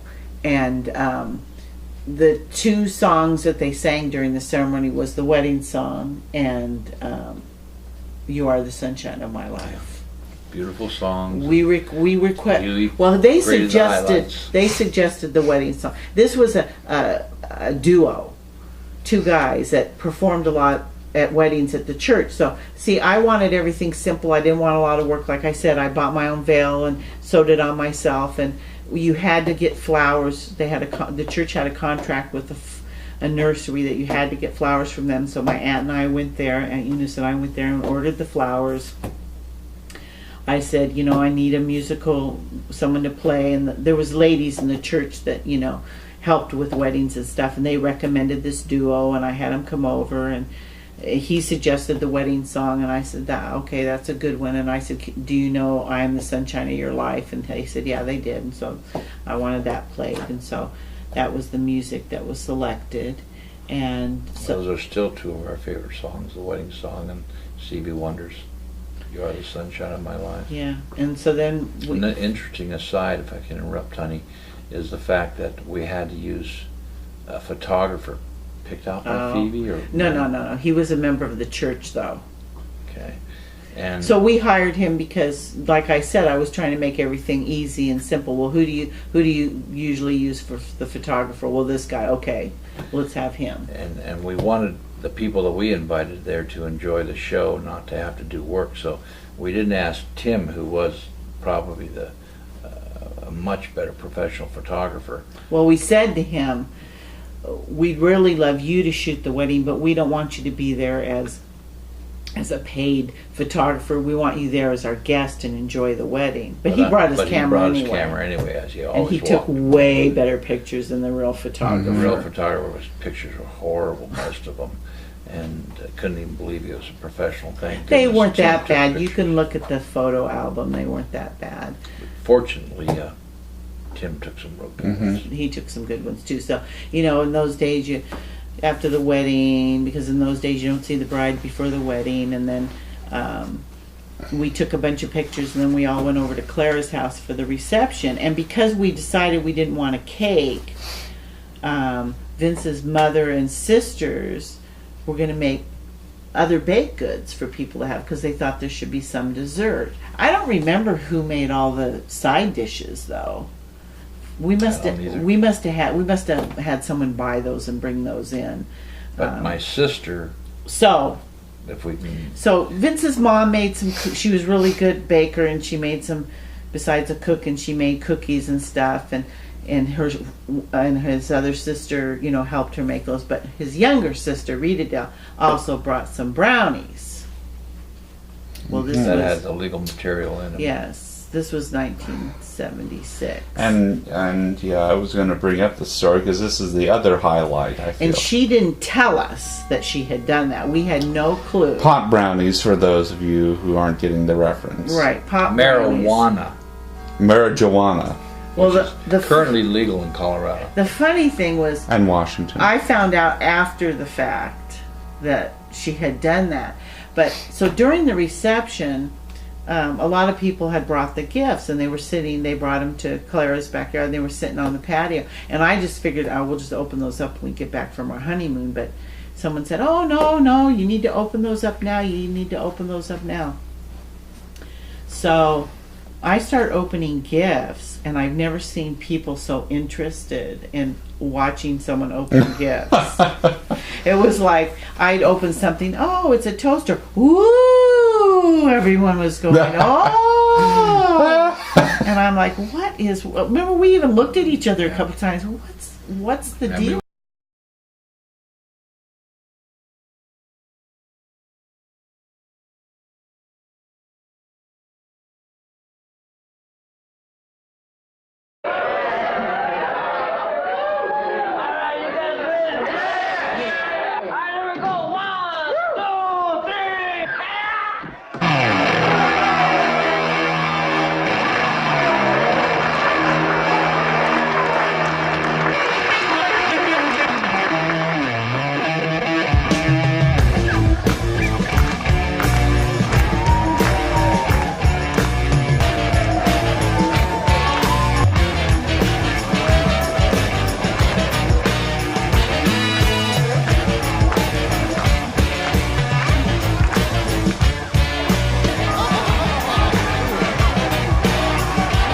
Why don't you guys admit it? You got the munchies.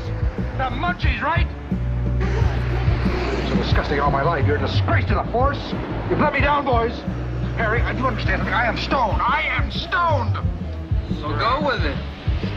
Son, go with it. That's easy. Get away from me. You told me to go with it. What was much of the entire operation? You lose my best dog. Two guys piss on my leg. I'm on the verge of a total pig out, and you tell me to go with it? I'll go with it. Go with it. Go with it. We knew they were drinking beer and wine and But enjoying the ribs, but we didn't think they were that intoxicated. my pastor was there too, and I'm sure he had a brownie, and doesn't know to this day. In fact, my one girlfriend, Kathy Reddy, who I went to junior college with, she was there with her husband, and she wasn't indulging in that kind of activity anymore because she had tried LSD like the year before and had a really bad trip. So she wasn't doing any drugs. But she had had a brownie, and she mentioned to her husband on the way home, gee, if I didn't know better, I'd think I was stoned. And she was stoned. So, it was a really nice reception with that, but there was, Nice. there was another incident that happened, and Vince's oldest sister, Mary Lou, who is the mother of Carol, Cindy, and Cecilia, his My nieces, she came over to Vince and she says, something's going on. Something's going on with Carol. Something's going on with Carol and Rita Dell. And Papa said, I don't know what do you mean? Well, something's going on. Go see what's going on. Go see what's going on.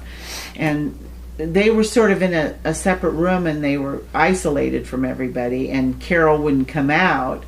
And so Mary Lou wanted him to go investigate. So he goes in there to see what's going on. Well, what happened was Carol was 19 at the time and Rita Dell was my age, so she was 24. Mm-hmm. And she had given Carol Ann a Quaalude. How old was Carol Ann at the time? 19. Wow. So she had given Carol Ann a Quaalude. On top of marijuana. Well, I don't know if she had had any marijuana, but Quaaludes were amazing drug, but That's one of the subjects I wanted to talk with you about. But Carol Ann couldn't handle it, and she was freaking out. And so Vince went in there, and Rita Dell says, I gave her a Quaalude. What'd you do that for? Blah, blah, blah. So that was, it was like pop brownies and Quaaludes at her wedding. What was Carol Ann doing? She was freaking out from the effects of it. She didn't want to go out and see anybody. She didn't want to leave that room. Was she hallucinating? Not really. She was just flipping out because Quaaludes make you feel like you're drunk, but you're not sick drunk. You lose all your inhibitions too. You just Talk about Quaaludes. That'll be the last subject for this session. It was a drug that, to my knowledge, is the only drug that was actually a good, efficient drug for its purposes, which was a hypnotic used to help induce sleep, that the FDA actually took off the market because it was too good of a drug. It was abused too much outside the pharmaceutical world because of the great side effects. As one of them, Mom pointed out, you could get the high of being drunk, or what alcohol does to you, I should say, without being drunk or sick afterwards. It was more than just an alcoholic type high or a marijuana type high combined, because it also it made you horny. It was a So it was more than just a benzodiazepine. yeah. What's the word? Not horny for these. you lost inhibitions. You were very free. It increased your libido. Yes. That's the term Yes. I'm trying to Yes. come up with. Yeah, and there's other side effects. You felt uninhibited, as marijuana will make you feel, and happy and high and all those wonderful things without any of the bad side effects. It was the super drug that was very popular at that time. A famous basketball player, Bill Walton, made the news because he was at UCLA at the time, and he wore a shirt that was the symbol of a Quaalude, which was the round circle of the pill, which it was round, with the manufacturer's ID number on the front of it, which was 740. 740, no, 7704, 714. 740. Is it? Mm-hmm. Okay, I didn't think it was that. I'm pretty sure. Whatever it was, that was the shirt that got Bill Walton in a little trouble, because at that time they were a little more conservative at UCLA campus, and especially with John Wooden. But it sold a lot. It sold for a lot of money on the black market, apparently, because Pug was always trying to get me to give him some, as I told you earlier, get some from my pharmaceutical practice, and so he could have them to make money. It was a wonder drug, and all of a sudden it got so great, and so many people were using it outside the realm of helping induce sleep, that they took it off the market. You can still get it in Europe, I'm told, and I found out, but no longer in the United States is it manufactured, to the great loss of the majority of American people. So to sum this wedding up, Papa's sister Rita Dell brought pop brownies to the reception for everybody, and she gave her niece Quaaludes.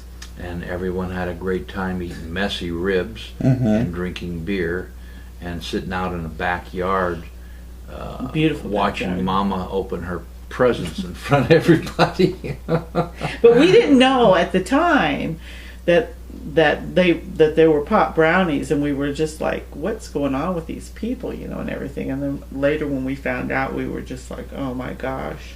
And we had made our honeymoon plans of where were we going, just to sum up what's going to come next. And it was north to Lake Tahoe initially, and we were going to take Mom's B210. She had a Datsun, which was a vehicle at the time, and we were to leave from the reception area once that stopped onto our honeymoon, which the reception probably ended around 5 or 6 on that Sunday afternoon, maybe. It was still light, so it was somewhere between 6 and 7 It was o'clock just we getting left. dark because the kids were starting to trick or treat as we were leaving on our honeymoon, and because we couldn't get married until 2 o'clock, Right. because it was Sunday. They had to get through the church services, and so they said, well, you can get married on Sunday, but it has to be 2 o'clock or later. So we got married. By the time we took pictures, it was light at the reception, but when we were leaving on our honeymoon, it was Dark. We got it was that idea. Okay, so before we move on to bigger things, one big, huge upsettling thing in American history and American politics was the Watergate scandal. It sort of lit the match on the oil spread of American distrust of politics at that time. It's still been building with LBJ and the Vietnam War, and then it totally took root then. Well put, son. very good. So we don't have to say anything. That was right on. We like that answer. What were your thoughts? So, how did the story first unravel from the general public? You being the general public. Okay, well, let me story? give my impression first, because Mom will have a lot more to say about it. Not really. And my first impression of that situation was that you could see already signs that Nixon was Looney. surrounded by bad people. His 2 right-hand men looked like they were calling shots with or without his knowledge, and the Who were those I had men? Ehrlichman and Haldeman. Alderman and Ehrlichman. That's and, right. And you could tell those guys were really shaky even before the Watergate. Especially Shady, Hall- you mean, or shake? Shaky. Especially Halderman. Suspicious. He was really a. His answers to the press and At first, when it started leaking out, at first they tried to make it sound like Nixon had no knowledge of it, which we later found out wasn't true. But your impressions. my impressions were that Nixon was paranoid about the Kennedys, very paranoid, and he, I don't know, he felt like he had to spy on what they were up to and stuff, and at first they tried to make it sound like it was all his right hand men that were, and they probably did carry it out, but he knew what was going on. Yeah, but And- what were your impressions? How did it affect you? I think is what James. What did Well, the, come- what did you What first? happened? What did you first hear about? How did it slowly leak out, or spread Well, out? you start hearing little things, and coming from a Republican family, and you probably weren't. You were living in LA. It started breaking about the time you and I met each other, just before, I think. No, James said it was like 73. 73. Okay. 73. But I didn't meet you till later on in 73. Coming from a Republican family, I heard all kinds of things. An interesting side note is that my father, who had been a lifelong Republican, re-registered as a Democrat after that. Then he went back to the Republican Party. It was just a little knee-jerk reaction that he, wanted to do something. But my brother Jim was the interesting one. He made the comment, "Oh, he does. It's nothing that every politician hasn't done." What? You think every politician is that? I mean, I'm not saying politicians are, Perfect. The perfect or great, but this was something that was just way over the top. The approach that, to answer your question more directly, was very illustrated in that movie, All the President's Men. It was dribbling at first, and it seemed to snowball as more and more stuff came out. And it was like every week you're waiting for some more details to come out, and some more stupid thing. And the climax, when there was the missing tape, that was the climax. It to wasn't me. missing tape. It was 18 Portion- minutes that 18 were minutes missing. of the tape. They were deleted. And that was another sign of Nixon's paranoid. He had to record every conversation he had in the Oval Office. He was losing it up here towards the end, In your opinion? in my opinion. Paranoid, and he was just a hot mess, like they say nowadays. And then he resigns, and he has his former vice president. Gerald Ford, and the first thing he did was pardon Nixon. I mean, there's someone else who resigned who was vice president before Gerald Ford was. Okay. Oh yeah, Spiro Agnew. Spiro Agnew. Yeah, That's he correct. was another crook. Yeah, he was He really had gotten shady. indicted before that Yeah. for his Yeah, thievery. Nixon surrounded himself with crooks, with bad people. And which it was telling in and of itself. right. And yeah, Spiro Agnew came down because of his wife, Martha. She rat finked on him No. because she saw what was going on and she didn't like it. You have to give her kudos for that. That seems to be the history of politics in America, maybe perhaps worldwide. It's always the mistress or the wife that thinks on the male politician for his affairs or his Not always, corruptness. If it's going to happen, that's usually Yeah. what happens. But, And so Gerald Ford pardons Nixon then of any crimes. and that got a lot of people angry. That was shocking. Yeah. Although after, in my opinion, after everything settled and everything, I could see probably why he did it. It was probably better for the country that We could got move on, past put this it behind us and move on now. And then we know he's a crook. Don't deal with him. Let him have his little museum later in life and let him die on the San Clemente sands. Yeah.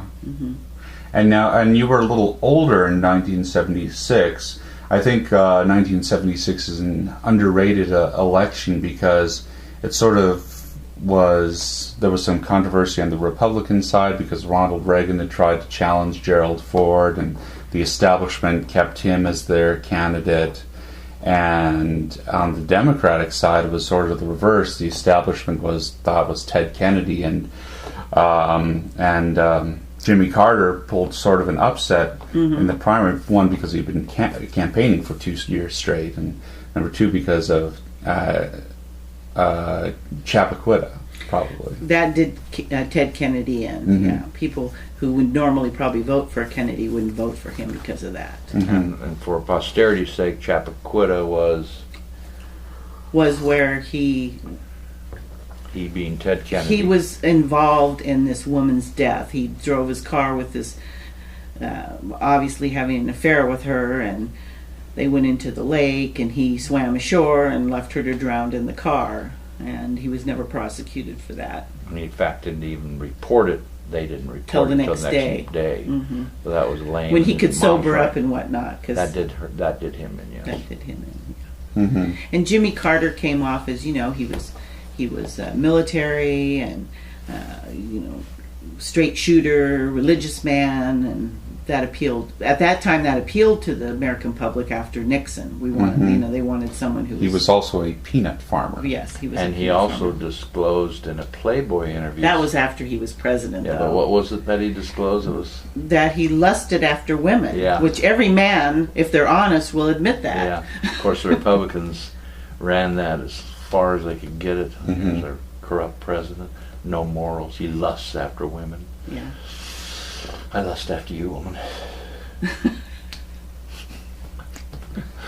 If I can start, we were planning on taking Mom's B210 up the coast, up the inland rather, Interstate 5, and we're planning overall to go to Lake Tahoe for a few days, San Francisco for a few days, come back down the coast, Highway 1, King Real, and see my folks for a day or two, and then back into Los Angeles where we were still living with Huey. So, did Huey go along with you on that trip? Or, No. Where did Huey and him going around San Francisco in short shorts come in? That was after Huey lived up in San Francisco. Oh, Yeah, the 80s when men wore shorts up to their groin. I remember doing that with Huey up in San Francisco. Yeah. Is just when you were visiting then? Mm-hmm. Him up in, okay, so tell about anything special about the honeymoon? Yes. Wait, the starting first- off, the first thing I remember is the doggone rocks in the hubcap. You know how they put cans on the back of your car and they paint "Just Married" all over your car. They put rocks in our hubcaps. They being Uncle Orty, Mm-hmm. specifically. And Huey. I don't think Huey was involved. I remember talking to Huey afterwards, and no, that was Jimmy's idea. But he yeah, was they went put along little with pebbles, and when you drive, you hear this constant brum, brum, brum. So we got about to the freeway interchange in Interstate 5 and 101 Hollywood, and we couldn't stand it anymore. So I pulled off underneath the interstate and took the hubcaps off, cutting my finger, a pretty good gash doing it on that sharp hubcap, and removing the rocks. But that was my first impression of the start of our honeymoon. Right. My girls, Darlene and Donna, had packed us a really neat picnic basket with, you know, like some of our favorite things, like Roca candy and all kinds of fun things that we could take with us on our honeymoon. But the first night we stopped at Yeah, we were actually planning to get to Lake Tahoe, but we got such a late start and underestimated our time and stopped with the rocks and stopped to break. We realized we weren't going to make it to Lake Tahoe the first night, and Mom wasn't feeling well. I wasn't. So we stopped at a little place, a farming community that is no longer a little place, called Los Baños. Los Baños. The bathrooms. The Yeah. bathrooms. Well, And it's You stopped at the bathrooms on your honeymoon. all that was there was a big sign Bathroom. that said hotel. it was a right on the- beautiful hotel. brand new hotel right on the freeway, and so we're stopping there. Prior to that, though, we had stopped at the restroom because she wasn't feeling well, You picked something up from Huey? and that is a story in and of itself. Well, yeah, we stopped at a gas station for me to go to the bathroom, and then when we stopped at Los Baños and got checked into our hotel, I went into my purse and my wallet wasn't there. And I was like, oh my gosh, I left my wallet in the bathroom because for some reason I think I was going to get something out of the vending machine, a drink or something. So I took my wallet into the bathroom with me and I put it on the back of the toilet, went to the bathroom, and I walked out without it. So we had to drive back to the gas station to see if someone had turned it in, and the guys there were like, no, we don't know about any wallet, blah blah blah. So no, we went that night, we drove back that night because when we got back to the hotel, we spent the evening canceling all my credit cards. That was our honeymoon night. Yeah. Although, for the record, I did carry her over the threshold. Of Los That's the Baños. Yeah. Los Baños Hotel. Yeah. So we spent that first evening calling and canceling all my credit cards, and you know, I was so upset, and he was like, you know, we've canceled the credit cards. There's nothing we can do. Let's enjoy the rest of we got my credit cards.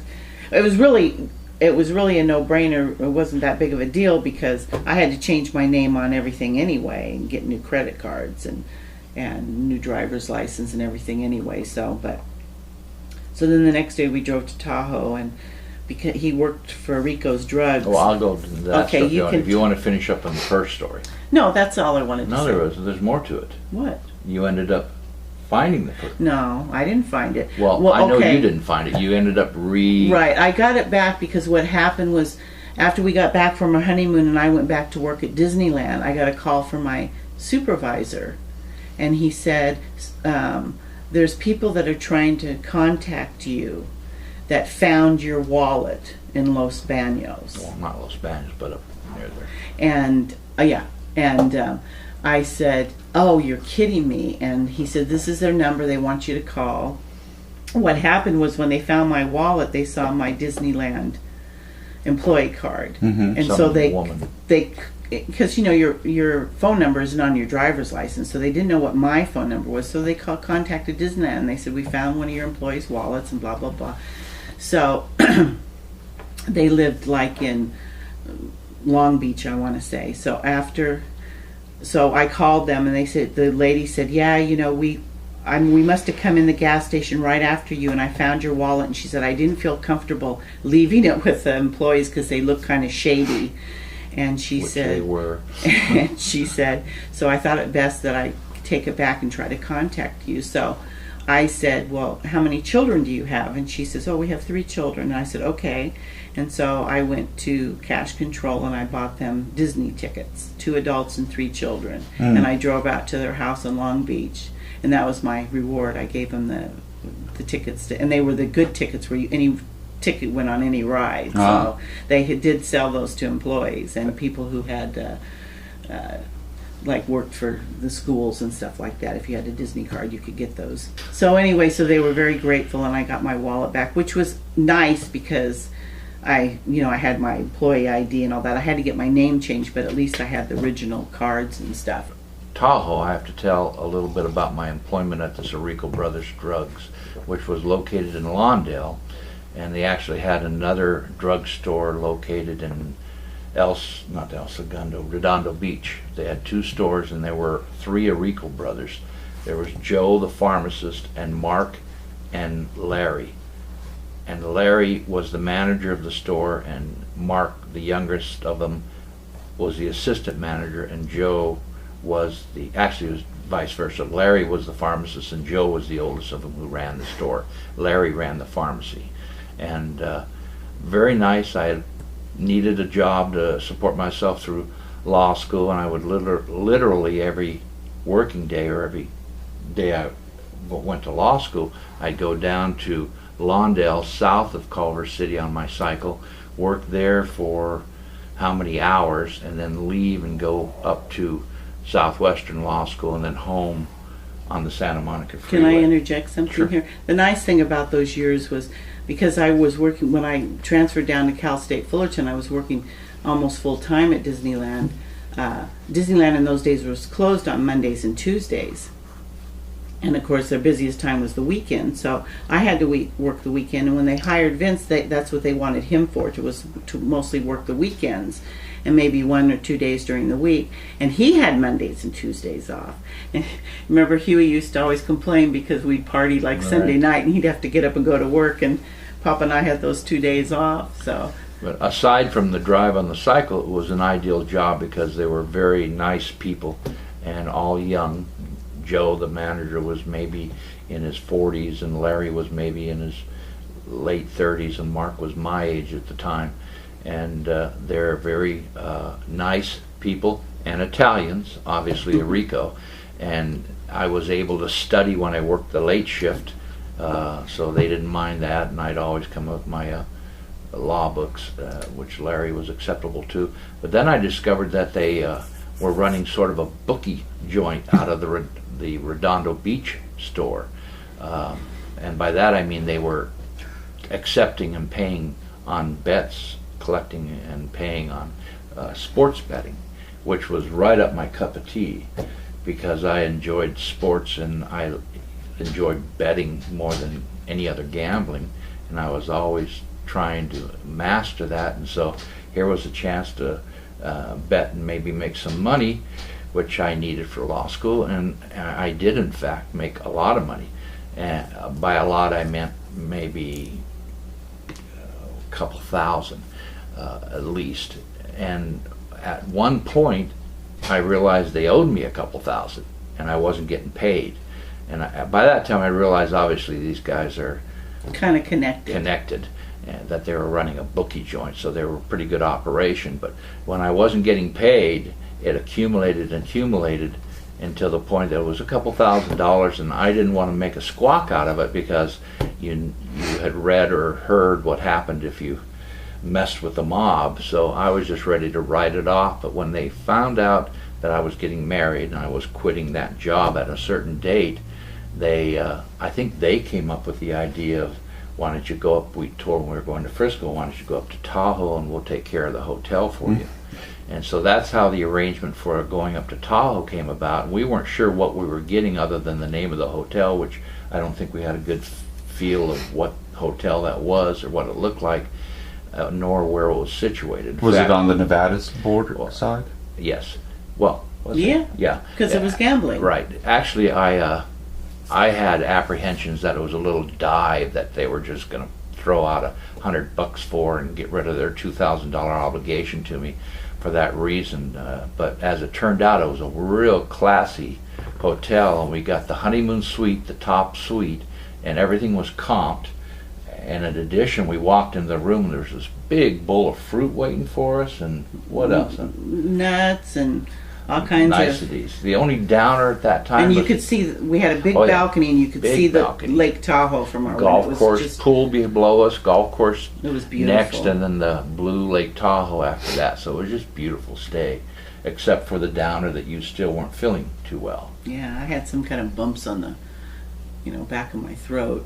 And for the record, I carried her over that threshold as well. So It didn't stop us from didn't stop us from having a good time. I was just a little, And one anecdote that I think we should share is how I started that tradition of walking into a casino, which James can relate to, and placing a large sum on the roulette table right off the bat. And that's where that started, because we had gone down to the casino, and Mom had stopped at a jewelry place type to see the little side There's a place little inside display. the casino, and she saw a watch that she really liked, and it was how much? Well, 100? like that. a little under 100. That was a lot of money in those days. So we took $50, or I did. You took $100 bill and you put it right down on, Yeah, 100. and you put it down on even, and you said, we were odd before and now there's two of us, so we're even. And I and it came up even. And he said, here you go buy that watch. So that's how she got her Yeah. honeymoon gift. Yeah. And we had a great time in Tahoe. It was just, I remember eating at a particular place up there where we had never seen such large, delicious omelets. Remember that? Their Oh, that omelets? was at the Harris. Yeah, was Yeah, it? God, I'm glad you yes, remember yes. that. Go back there someday. But anyway, it was very nice. It wasn't our first time up to Tahoe, actually. We had flown up there in a plane and landed on their little postage stamp airport. Small airplane. And we had gone up there with a little Scotty, where we had run into another, not at that time with little Scotty, but another time you and I went up there, ran into another celebrity friend of mine, if we want to throw out names. Drop names like Jackie Yeah, Martin. drop names. And this guy was John Madden, Oh, and he was my quarterbacks coach in high school and had known me from there, and I had followed his career as he jumped up the ladder to Hancock College and then San Diego State and then Oakland Raiders, where he became a famous coach, and then after that he became the even more famous announcer for the national game. But he knew me well and I knew him well, and so we happened to go into a casino, I don't recall which one, and there he was. And so I just went up and said, "Hey coach, how you doing?" Well, you asked me, do you want to meet John Madden? And at the time, I was a Raiders fan. So I was like, John Madden, and you then know let John Mom Madden. tell you from there what happened when I said, "Hey coach, how you doing?" What did he say? He said, hey, Libin, how's it going? No, he said, "What the hell are you doing Oh, that's here?" right, that's right, that's right. That was his first things out of the. But so I the thing introduced- my first impression was, he introduced me and he grabbed my hand, and his hand was bigger than her two hands together. was the hugest hands I'd ever seen in my life. Not just big this way, but big this way, like baseball claws. gloves. growth hormones. Oh, really? Mm-hmm. He was a big man, very big man. He was a tackle in football himself when he played at Cal Poly San Luis Obispo. But in any case, that was just a throw-in for And then they started talking about Manini. Was it Manini? my other coach. And I didn't know who they were talking about, but and he was saying, well, I don't think he'll do so well this year, and blah, blah, blah. And we chatted for a little while. And why were you an Oakland Raiders fan? Just out of curiosity. Because Being from Anaheim and I loved John Madden, and I loved Kenny Stabler. I thought he was the best quarterback I'd ever seen. And Blitnikoff was the receiver. I loved him. He could catch any ball that was anywhere near him, and it was like he had magnets on his hands. At that time, the Raiders were not only a very successful franchise due to their owner Al Davis, but they were an exciting team to watch. And They could come back from any deficit. And like Mom said, they had a rebel type quarterback who had real long hair, which was extraordinary for that time, and a slinger, a small left-hander guy, and they had one of the all-time best receivers who could catch balls, unbelievable angles, They were just fun to watch. fun to watch. They even had an old man as their place field goal kicker. God, what was his name? I want to say River, Bronkowski, old but man that's River. not it. He was like in his 40s, the oldest player ever to play football, and he was a field goal kicker who was consistently good at winning games, and he actually came in and played quarterback. He was a backup quarterback, and led them to several victories while Stabler was injured. But that's why she liked Oakland. They were an exciting team and an interesting team. And they were in LA for a while. They had rowdy fans. Oh, they started in LA? They moved down to LA and then they moved back to Oakland. Ah. They were sort of the anti-establishment team. They were which the is rebels. The rebels. You rebel scum. Because And you were a bunch of young hippies that Yeah. didn't pay attention to politics and were only interested in a good time. Yes, you're they right. didn't just move to Oakland from Los Angeles. Al Davis got up and left without even permission. All the other owners sued him because of that. The NFL sued them, and they lost, the Oakland Raiders, and Al Davis won because they were saying you needed permission to move to another city. And Al Davis said, bullshit, it's my property. I can move anywhere I want, which he set a big legal precedent for teams being able to move when they wanted. But anyway, that's why she liked the Raiders. They were exciting and rebels. Anyway, continuing on. So that was Lake Tahoe. It was a fabulous house that was worth the $2,000 that I never Not a was house, paid for honey. the fabulous time Hotel. And continually showing the continuous mob connections my family has. Yes. And it was the beginning of a magical honeymoon, in my opinion. It couldn't have worked out better with everything that we did on that honeymoon, except for the initial, you weren't sick, you lost the purse, and I thought, You man, weren't this is feeling going to be well. horrible. But from that point on, it was just magical. Even as we left Tahoe and were going through the Sierra Nevadas down into the valley towards Sacramento, the leaves were changing. Remember that? And it was so pretty just driving through those trees. We stopped That in was Sacramento. perfect timing. We stopped in Sacramento. We went to the Capitol and toured the Capitol. Went to the Orange County exhibit. And I think you even took a picture of me by the Orange County exhibit. You'll have to send the slides to James. And then we trekked on into Frisco, arriving at sunset, and we were going across not the Golden Gate Bridge, but the Oakland Bay Bridge into San Francisco just as the sun was setting. And I have a fabulous picture there, too, out of the car. I guess you took it. Going over the Of the bridge. sunset going over the bridge. So the next magical moment was the fact that, and this is the one hotel reservation I did make for the honeymoon. First, because of Scotty's little Scotty's recommendation. He says, if you're going to go to Frisco, you got to stay in this hotel. And we wanted a place downtown close to the trolleys with a fabulous view, and all those criteria were met. It was a nice, clean, big hotel right downtown Frisco, a block and a half from where the trolley cars were starting, and a great view across the street was the park and museum and art museum where they, if you can recall in a movie you mentioned yesterday, Invasion of the Body Snatchers, is filmed. Oh, the second invasion of the Body Second one, Snatchers, exactly. not the 1950s Yeah, one, with the all the 1970s. crazy looking trees and The 1970s one with Donald Sutherland. yes. Yes. So we had a wonderful time in San Francisco. We rode the trolleys. We went What down was the to name of that hotel? It was a. if we looked at our scrapbook, we would know. No, but it wasn't an unknown name. It was a chain. I don't want to say Travel Lodge. No. It was a Days large- Inn? No. No, they didn't have Days Inn then. I don't think. But maybe we'll think of it. But it was a very, very nice hotel. Perfect setting, perfect view out our window, and we had a great time. I remember from our trip most of all riding the trolleys down to the bay, walking around Ghirardelli We went Square. to the and- wharf, and we got crab legs and sourdough bread. and beer, and we went into the park looking over the wharf and had our crab legs and sourdough bread. and Right out beer. of the bay that morning, crab legs. Yeah, it was And fabulous. fresh baked sourdough bread. So Oh, everything was clicking so just right. good. And we were there a couple days, and we moved on and went down into San Francisco and North Point, San Francisco, touring the city, and then down Highway 1 around the point. Well, we went to Folsom Prison first. We have pictures of me standing by the sign, Folsom Prison. Folsom? I think we went there from Tahoe. Did we? Yeah. Oh, okay. And that we had stopped in Folsom Prison to see what it was like in Folsom Lake, and we got pictures Okay. for that. That And makes then more on into sense. Sacramento.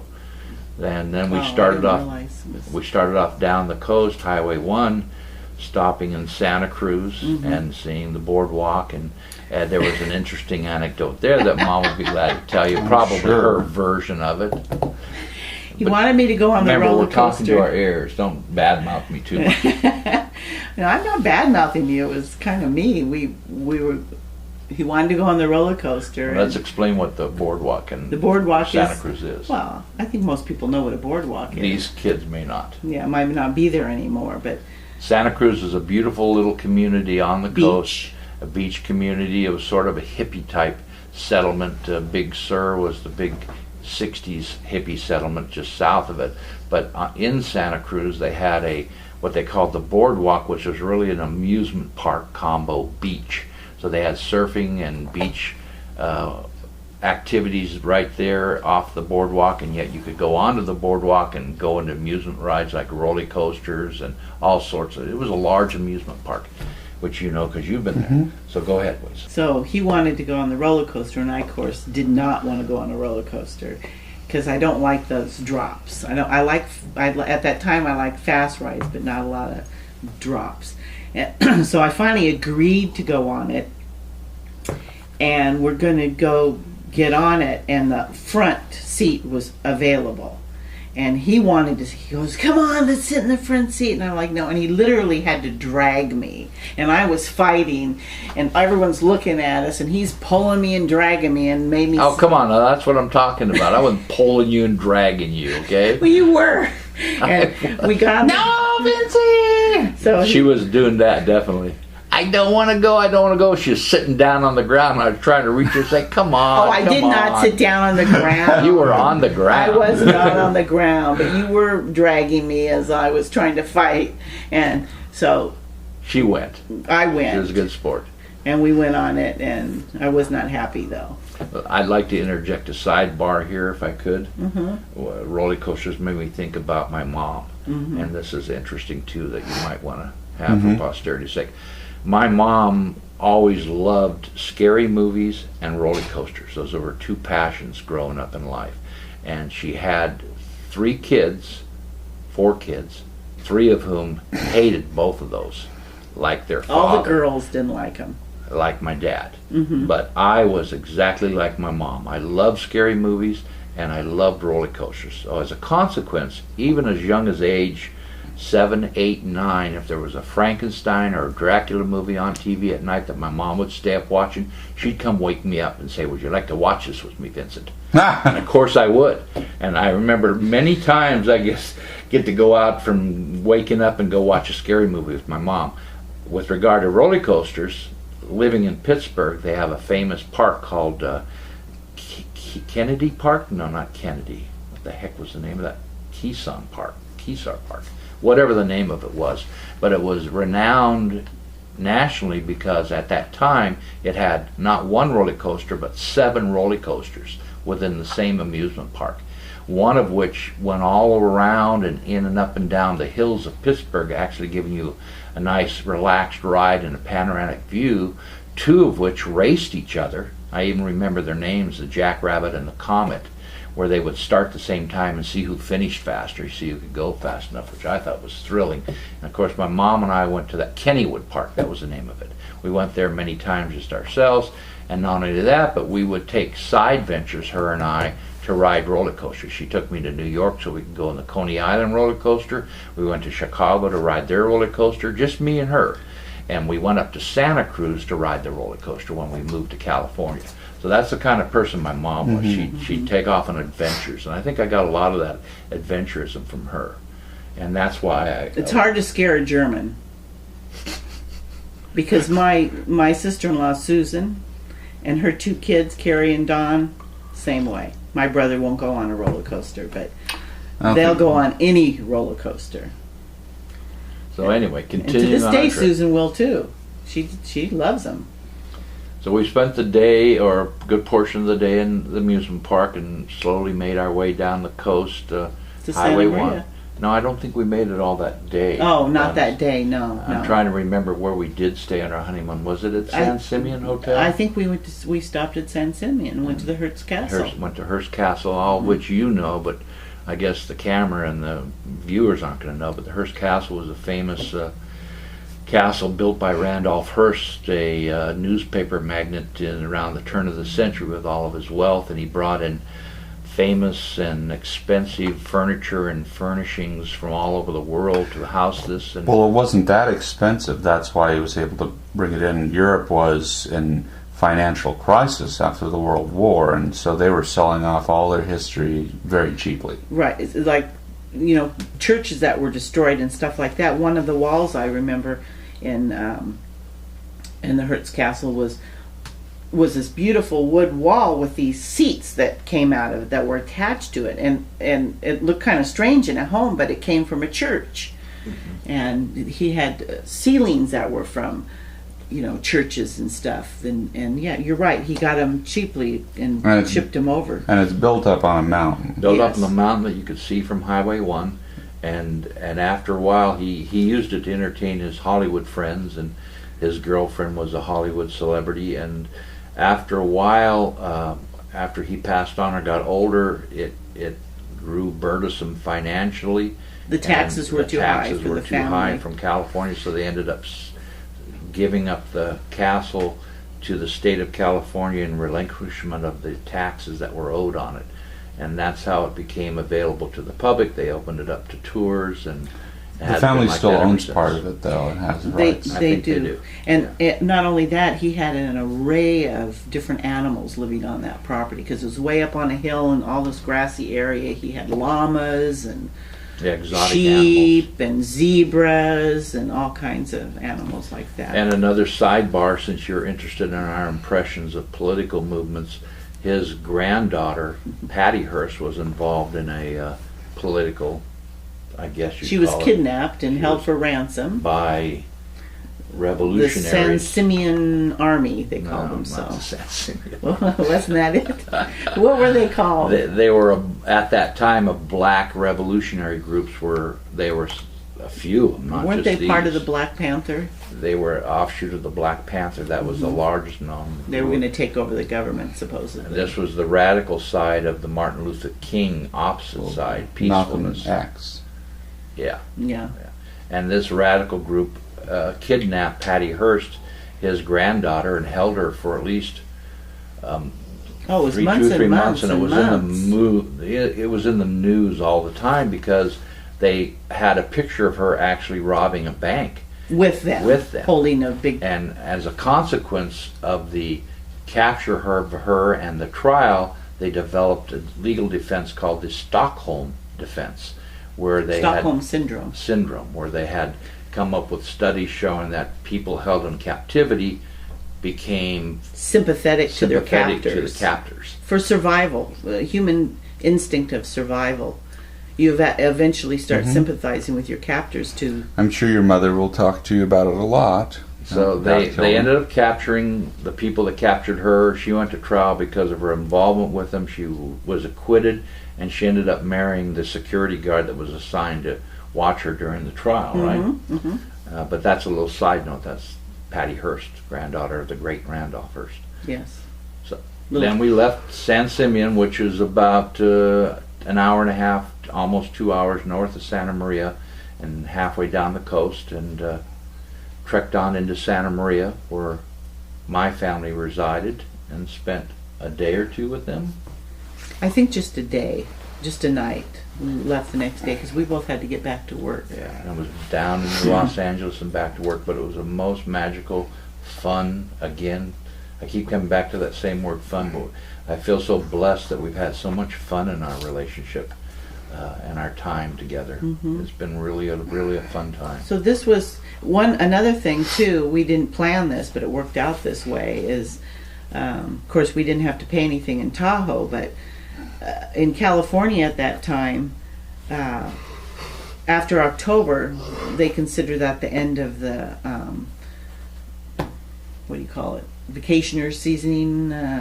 Oh yeah, the tourist season. Tourist season, thank you. And all the prices went down November 1st in hotels and stuff. So everything was way cheaper than it would have been if we would have gone a week earlier. But we didn't plan it that way, it just worked out that Everything way. just worked out perfectly. It was So- meant to be. So we went back to our jobs and Papa And that's our honeymoon. went back to law school, and he had the interesting thing is when I met him in October of 73, he had just started law school that August. And So I sort of was with him all through law school because we got married in October and he graduated in May. And by that, sometime in the spring, we had decided we were going to move. We decided on Arizona, to move to Arizona. Okay, so that's the next subject I'm going Okay. to get to. And backing up, we had toured Arizona, we being Mom and I and Uncle Huey and one of his girlfriends at the time, Susie. Was it, I think was she the Jewish girlfriend? Mm-hmm. Yeah. Big boobs. Very, very pleasant, nice, fun time. But we never went into Phoenix. We were up in the Grand Canyon, and we went down through Oak Creek Canyon and Sedona, and it was, this is so beautiful, blah, blah, blah. Prescott. I had been in Arizona before, but both times I had never made it into Phoenix, because the first time was in '69 when I came over for my brother's wedding, and they were over in Goodyear and Avondale, never made it into Phoenix. So I'd never really seen Phoenix. Right.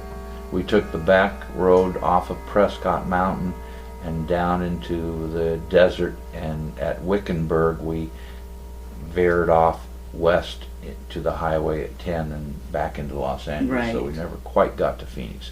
But we got a feel of Arizona, and we thought it was beautiful, and could not believe how clear the air was, which, having lived in LA for the last several years and Mom most of her life, it was just shocking. And Papa had said to me that he wanted to move to Phoenix. So you had decided about moving out of LA before then, moving out of California before that, though, right? Sometime in the spring we decided on Phoenix. Well, no, when did you decide on moving out? Yeah, the actual Oh, time. he'd been talking about it for a couple of years. Oh, I didn't want to raise a family in LA, and I didn't want to live in LA. And he didn't want to go back to Santa Maria. Because I'd feared that I'd start a law practice and half of my clientele would be friends and relatives looking for deals.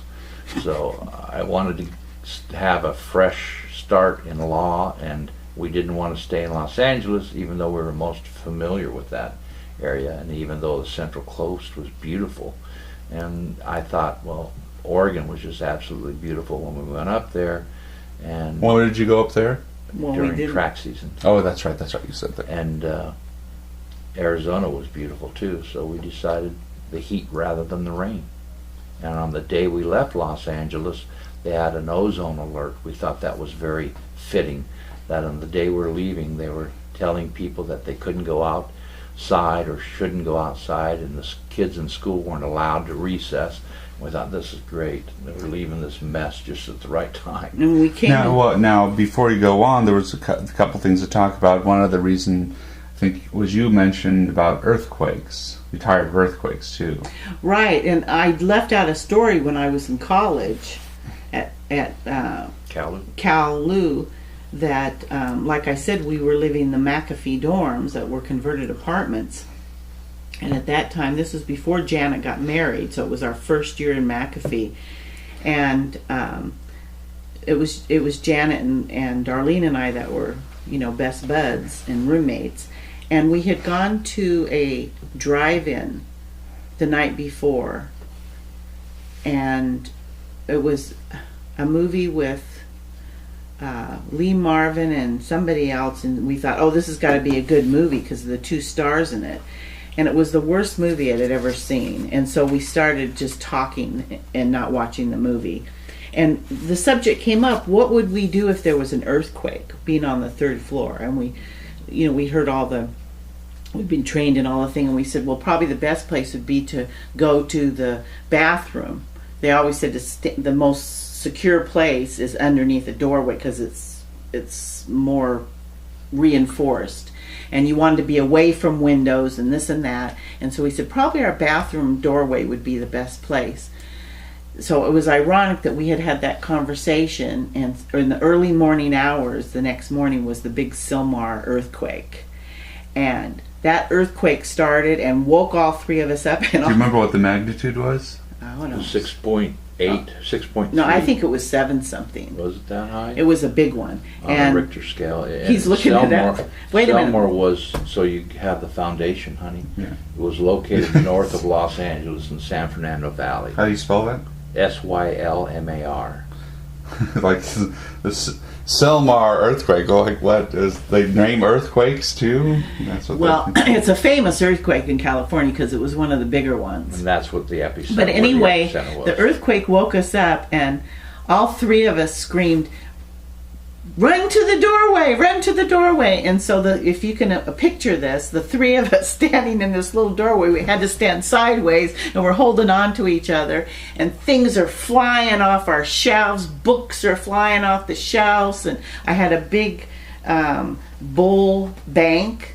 A bank that was shaped like a bull that I had gotten in Tijuana, and it went flying off the shelf and broke into a million pieces. And now looking back, it was funny, but we were scared.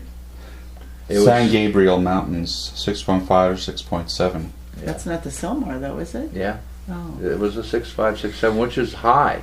I mean, I remember being literally knocked out of bed. Mm-hmm. That's what we were, That's how too. violent it was. But you get used to earthquakes in Los Angeles at a less severe scale. You just sort of, another earthquake. You sort of feel the tremble for about a second or two, and you get used to them. In fact, it got to the point where we used to try to predict, at least I did and my friends, I don't know if Mom was involved, No. how high of a one that wasn't. No, I what? never got used to them. Oh, well, the very small ones I'm talking about, that they might be shocking to a person who wasn't used to them, but you had them so frequently, and you still do, I'm sure, in California, in that area, that they're minor, they don't even get reported. Mm-hmm. A week later you say, oh, they had a 2.2 tremor. Okay, big deal. And there's two different kinds of earthquakes, too. There's an earthquake that's rolling like this, and it's more like you feel like you're on a slight wave, and then there's that, and that's the way Knocked you out Selmar of was. bed, yeah. And we were on the third floor, so we really got knocked around. It was very frightening. That was so weird, though, that we had just been talking about that just the night before. Mm-hmm. It was like we had a premonition it was going to happen. Mm-hmm. And then it did. It was just freaky. But So yeah, that was another thing we were glad to put in our past, get away from the earthquakes. Interesting. All my visits to California, I've never experienced an earthquake. yeah, But it's a control thing. You don't have any control. It's and that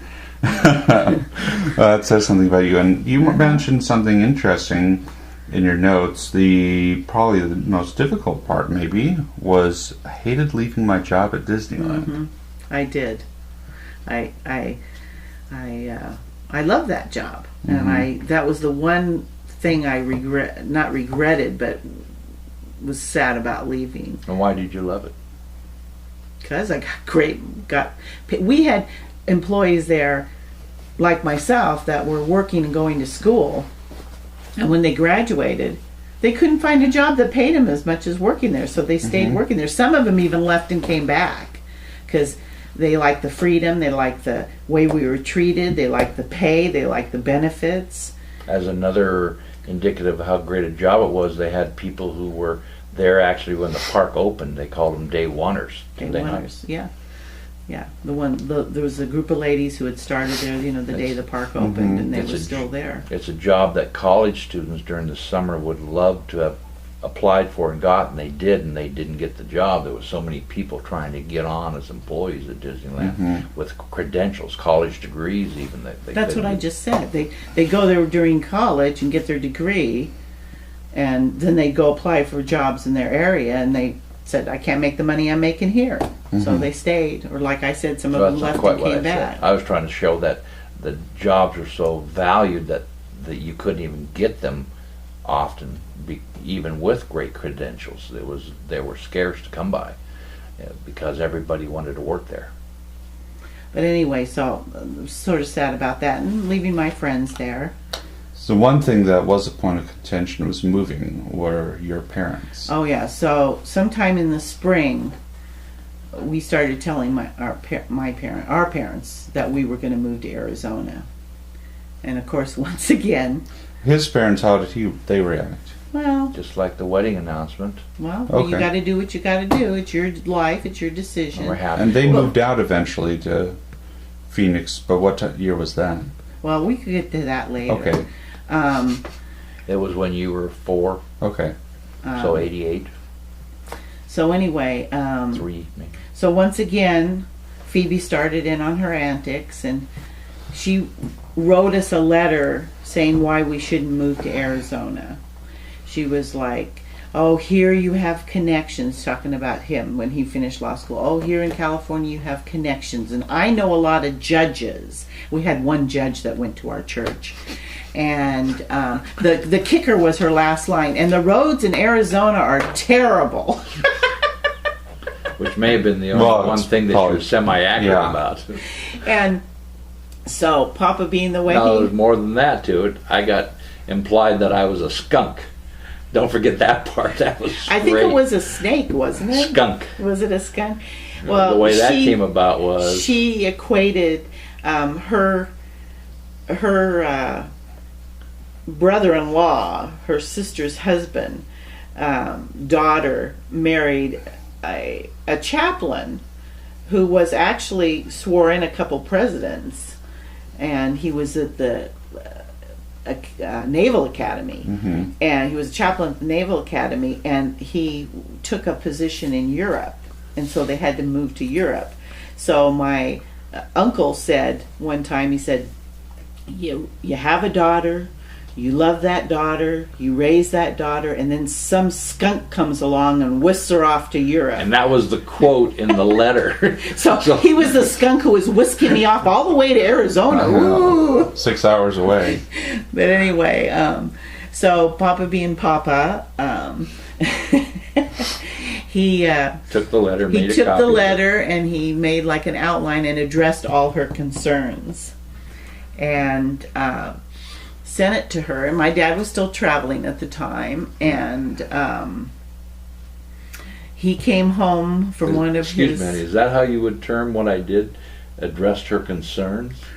Yeah, but you weren't real nice. I mean, you were kind of, like... Eastermond? You really Eastermond? He was like, well, this is our life and our decision, and he said stuff like that. I rebutted her You rebutted. points. Okay, I tried to be nice about it. But anyway, so my dad was on one of his campaigns, like they used to call them. He traveled a lot.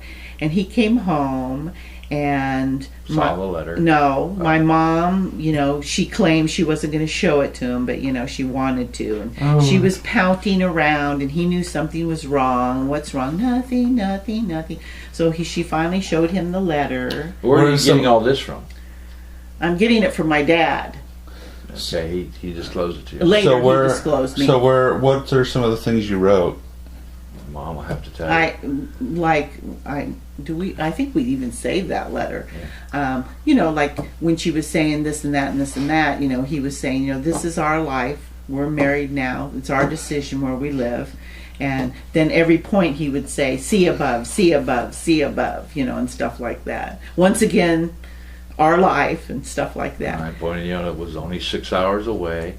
In reality, I think Mom and I, if not consciously, certainly subconsciously, did not want to reside near Phoebe. Truthfully, if the truth be told. Well, we didn't mind visiting with them and stuff, but occasionally. My family was the type who every little holiday they all got together. It's like another family I know. Unlike that other family, though, this family wasn't that interesting unless you were a Kent and loved to gab. Anyway, we decided that if we stayed in California, we'd be obligated to go to every little barbecue and every little thing, and we didn't want to do that. We wanted our own family, our own life. So we thought, well, this is far enough away that we can, and plus we didn't want to raise a family in Southern California. So these all went into our decisions to move. Well, we're talking about the letter. Yeah, so anyway, so my dad read the letter and he became incensed. My dad was interesting. He was usually very easygoing, but when he got riled, he'd get out of control riled and say things and do things that he later regretted. And for example, this is a side note, when we lived here and they came to visit once, and they always stayed at this one hotel, and they always wanted separate beds, and they wanted 2 queens rather than a king. And we checked him into the hotel. I was with them, and because I picked him up at the airport, took him to the hotel, and we went up to the room, and it was a king bed, and he just came unglued. And part of it was because he was tired, and he was the one who always had to take control when they took trips. My mom just, packed her bag and went along, and he was the one who, had to rent, make sure they had the tickets and make sure they got there in time. And so he was a little stressed out anyway to in his defense. And he went up to the room and he saw that king bed, and he just became incensed. And I remember riding down the elevator with him and saying, just calm down, they'll get you another room. Well, he, instead of going up to the desk and saying, we wanted 2 beds, not one, we'd like to change room, he just started yelling, and he got all red in the face, and the guy was really nice. Oh, I'm sorry, Mr. Kent, no problem, we'll get you in another room and everything. So then afterwards he felt badly that he had done that, and he went up and gave the guy a $5 bill.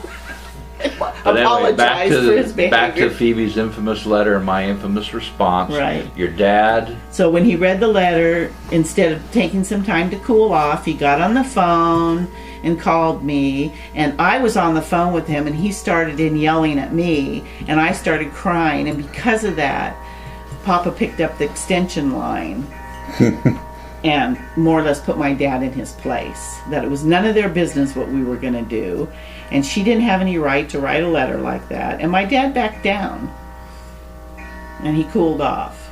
Again. And that was the famous, infamous letter. But we got along after that. I mean, it was just that incident. There was a lot of infamous letters, it seems like. Not a lot of them, but I remember an infamous letter to my sister and mom about James. That was I later seem on. to have written an infamous letter to the Hellers. Seems like I wrote a lot of infamous Christmas letters. Well, and you wrote the letters to me too in college when I was in college. So he was good at writing letters. Well, I don't know if it was good at, but they became infamous. Here's regular Mr. Darcy. Yeah. So as soon as Papa graduated from law school, and then there was an interesting side note was, we never got our own place, because from the time we got married to him graduating, it was easier just for me to permanently move in with he and Huey, because I was there most of the time anyway, and Huey had no problem with it. So I lived in L.A. and you were the 3 Musketeers, right? And I worked and I had sisters. and I had to drive to Orange County to work, which was convenient because quite often after work I'd stop by and visit with my mom, or my dad was home, my parents, so that was nice. And you tell them the part about where you and Huey shared blood. Yeah, it didn't really go into the direness of that, but it was a more easy time. Children, do not do that. Yes, no, there was no AIDS or Hep C. There was hepatitis C, but they were, as they didn't know it. Said in many movies, 3 sheets to the wind, whatever that meant. When we did that. That was an old phrase to show you were inebriated. So we made a deal with Huey because we were leaving him sort of with the whole apartment, and we didn't want to take everything over to Arizona with us, because we were basically going over there to buy a house, or see if we could buy a house. We were going to be there for maybe 6, 7, 8 weeks at the most, while he studied for the bar and took the bar exam. Right. So we said, how about we leave most of our stuff here in California with you, Huey, and we pay you a fee for that. Storage type. A storage fee. So that he fee. could retain the apartment. So he could stay there by himself. Mm-hmm.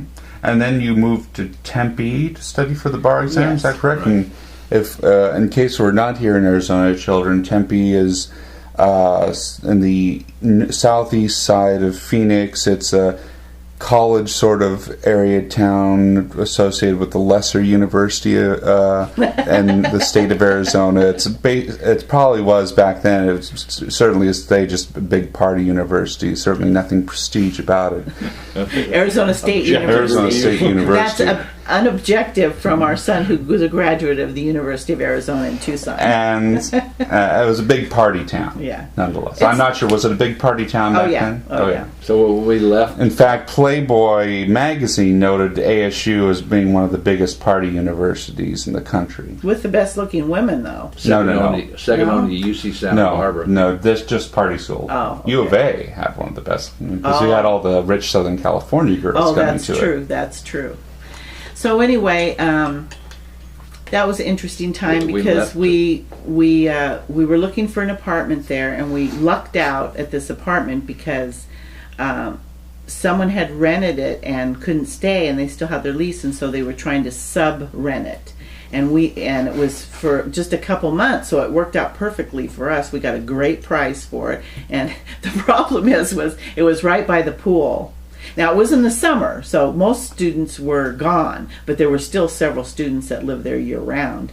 And There's a lot of it partying had going a on. big picture window, and it was right by the pool, so there were all these little 19-year-old, 20-year-old girls running around in their bikini, and your grandpa had to close the blind so he wouldn't be distracted from... His grandpa. No, you had to close the blind so you wouldn't be distracted from your Yeah, but studying. you said your grandpa. Well, the grandkids' grandpa is you. Oh, okay. We're talking to our the grandkids. kids. I thought we were talking to heirs other than our grandkids. This is going on for several generations. Yeah, unless they throw it away. But in Well, any case, this is going up on YouTube. what do you mean private? You Should mean we no one stop can the access video? it No one? unless I give them the link. And you won't? I other won't. than- We have that on Well, tape. it's not that we don't trust our son, but we don't trust him when it comes to video. Yeah. After Mamma Mia. Your mom has a very drunken video, which I'll show you when you get older.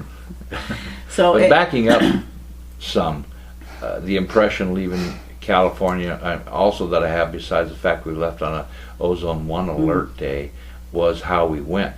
I drove the U-Haul.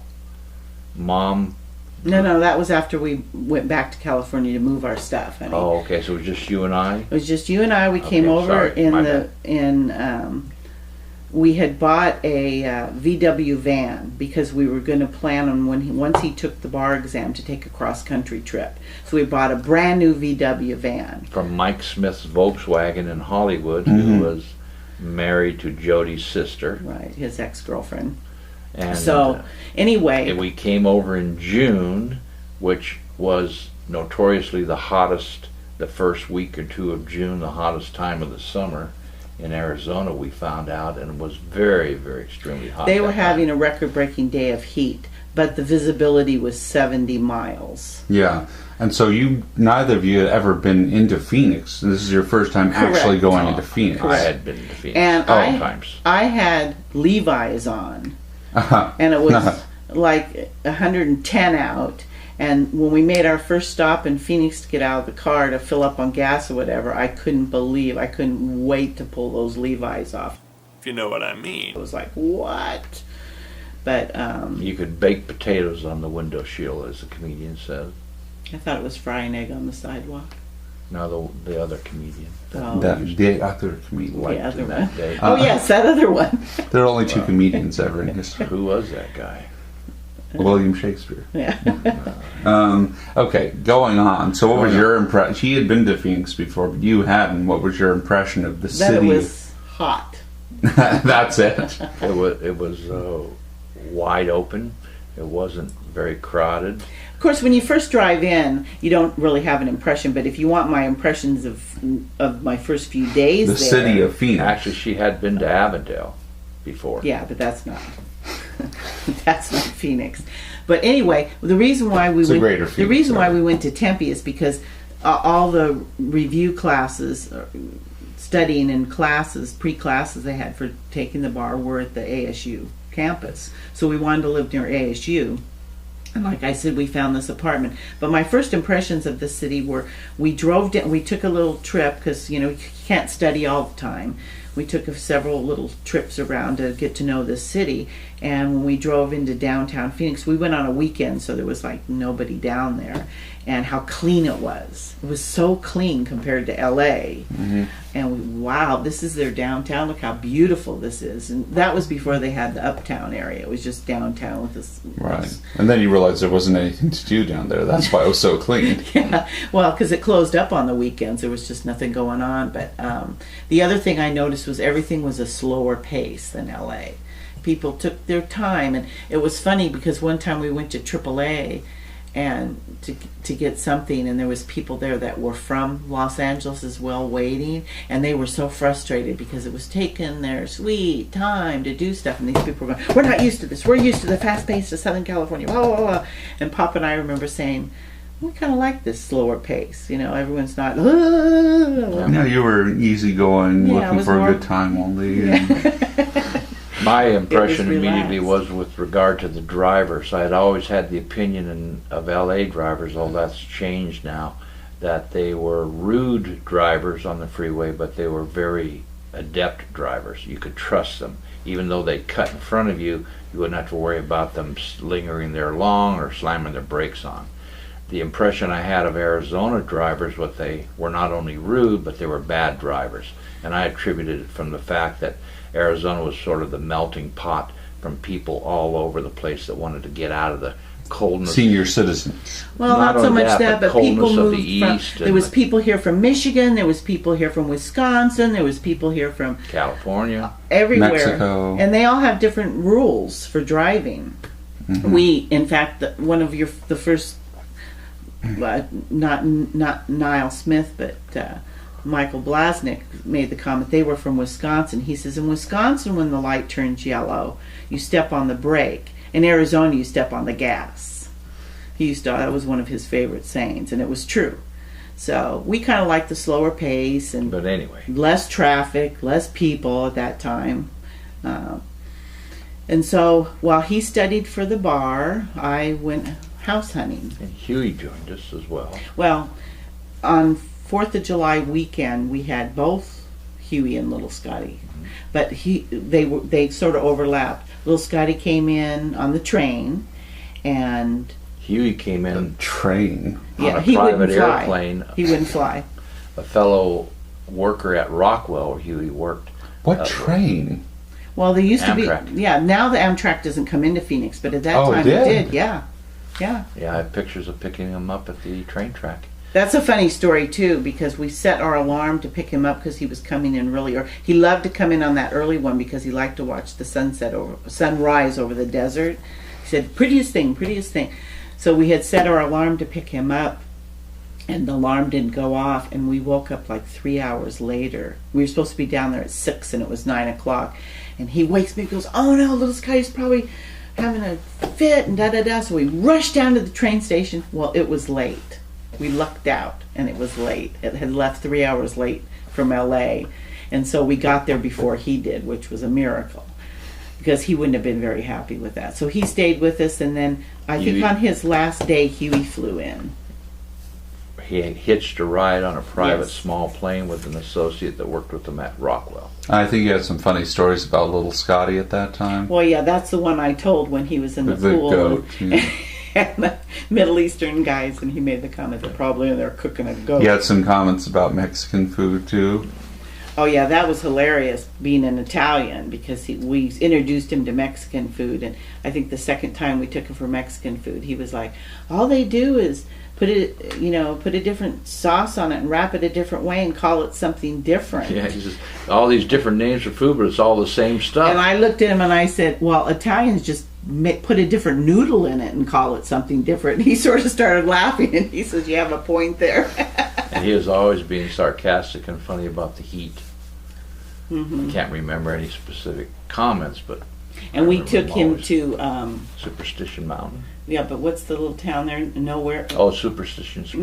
No. Oh, yeah, I know where you mean, on the Apache Apache Trail. Yeah, what's the name of that? Apache little- Junction. Is it No, not Nowhere, it's Arizona? on the Apache Trail past Apache Junction up into the lakes up there, Apache Lake. And It's just before Apache Lake. It's called, oh my God. Is it Nowhere, Arizona? No. Nothing Arizona's on the way up to Vegas. Yeah. No, it's just a one place stop that was a combined restaurant and bar, and they had a little display outside where a dummy they had fixed up hanging from a noose. And he got a T-shirt that said "Where the hell is?" Where the hell is? He put a bumper sticker on our car. That's he bought right. a bumper sticker, and we don't like bumper stickers on our cars, so he sort of thought he was Can't being remember the cute. name of that little place. It's still there. We haven't gone up He there. loved that little place. So we took him on some side trips when he was here too, and showed him around, and he had a good time. We have pictures of taking him with Uncle Huey to Superstition Mountain, taking pictures there. There's one on the stairway of he and I. Apache Junction was not built up at all then. Oh no. There wasn't even a town of Gilbert. It was just Mesa. Mm-hmm. Jeez, what's the name? Wasn't of even that? Chandler, probably back then. Mm-mm. That It was was just farmland. Scottsdale, Glendale, the Phoenix, and Tempe, and that was And it. even Peoria wasn't developed at all. Mm-hmm. You go down here to 59th of Peoria, and there was nothing but fields. Mm-hmm. What's the name of that little place? So while you're thinking of that, you were looking for houses in the Phoenix area, and where were you looking? Were you looking at Scottsdale? Were No, you? I didn't know. No. I didn't know the area at all. And my brother, your Uncle Tom, spent 4 years at Luke Air Force Base, which is west of Phoenix, and he had a Air Force buddy who stayed in Arizona and got married here, and his wife was a realtor. Mm. So we at least kind of knew her through my brother, and so we contacted her, and she took me around and showed me a bunch of houses. The problem was we couldn't go for a conventional loan because neither one of us had jobs. So we had to get a VA loan that we could assume from a vet, and you didn't need approval for those. You could just assume those loans. And so there was only certain houses we could look at. And so she had taken me to several houses, and I wasn't really thrilled with any of them. But there was one. And who did you assume it from? The VA loan. Whoever held the loan, the mortgage. Oh, So you didn't have to qualify. gotcha. So. So you bought a house from a veteran. Correct. Okay. So the house that I liked the best of all of them, she showed me, was one that just was down the street here. It was a nice house, nicely kept, but I wasn't like madly in love with it, but it was the nicest of the ones she had shown me. I think what happened was we had given her a price range, but she was sort of showing us the prices that were like in the middle of that. And so because he was studying, he didn't have a lot of time to do that. So I narrowed it down to these 4 houses. And we went with her one day, and we looked at the other 3, and we got down to this one here, and we looked at it, and he was like I was. He was like, yeah, it's nice, yeah, no. But we weren't, all excited about it. And as we were driving down the street, we saw a for sale sign for this house. And Papa said to her, what about that house right there? That looks like a nice house. And she says, well, it must not have one of the criterias we need. It must not be a VA, and it must be out of our price range. So she looked at it, and it was a VA loan, and it was on the higher side, but it was still within our parameters of what we wanted to spend. So he says, well, do you think we could stop? And she says, well, let me go knock on the door and see if they're willing to show it to you right now. So she knocked on the door, and they said, come on. And they were getting ready to go somewhere, but they were anxious to sell the house. They were moving to Oregon, of all places. Should have taken the hint. Yeah, he had gotten a job transfer, so we came in, and we both fell in love with it right away. We just liked the house. We loved the pool. The only thing is it had yellow carpeting, and we were like, ooh, yellow carpeting. But They had that up until I was a teenager, or maybe 11 years old. yeah, and you weren't a teenager, but yeah, we had it for quite a few years. If I can interject here, the name of that place was Superstition Springs. No, it wasn't. No. I'm positive. No. It God. had a fun, Not a good place to interject. It had- No, that's not the right name. It had a funny name. It wasn't like Oh, that. that's a funny name. No, it's not. Continuing on. Mom. Continuing. So, Tortilla Flats. Tortilla Flats, that was the name of it. And he got the bumper sticker that said, "Where the hell is Tortilla Flats?" And he stuck that on the back of our car. Yeah. But anyway, And by the way, Folsom State Prison is east of Sacramento. Yeah. Yeah. That's why we stopped there Yeah. before we got to right, Sacramento. I was confused with what order everything went in. But so the people were very nice. They had 2 small children. They had the house, decorated nice. There were some things that weren't done. They had no window coverings in here. She hadn't gotten around to that. But this house was nicely set up and had nicer things than some of the other homes because they were planning on staying here. She even said this was going to be our dream home where we'd stay and blah, blah, blah.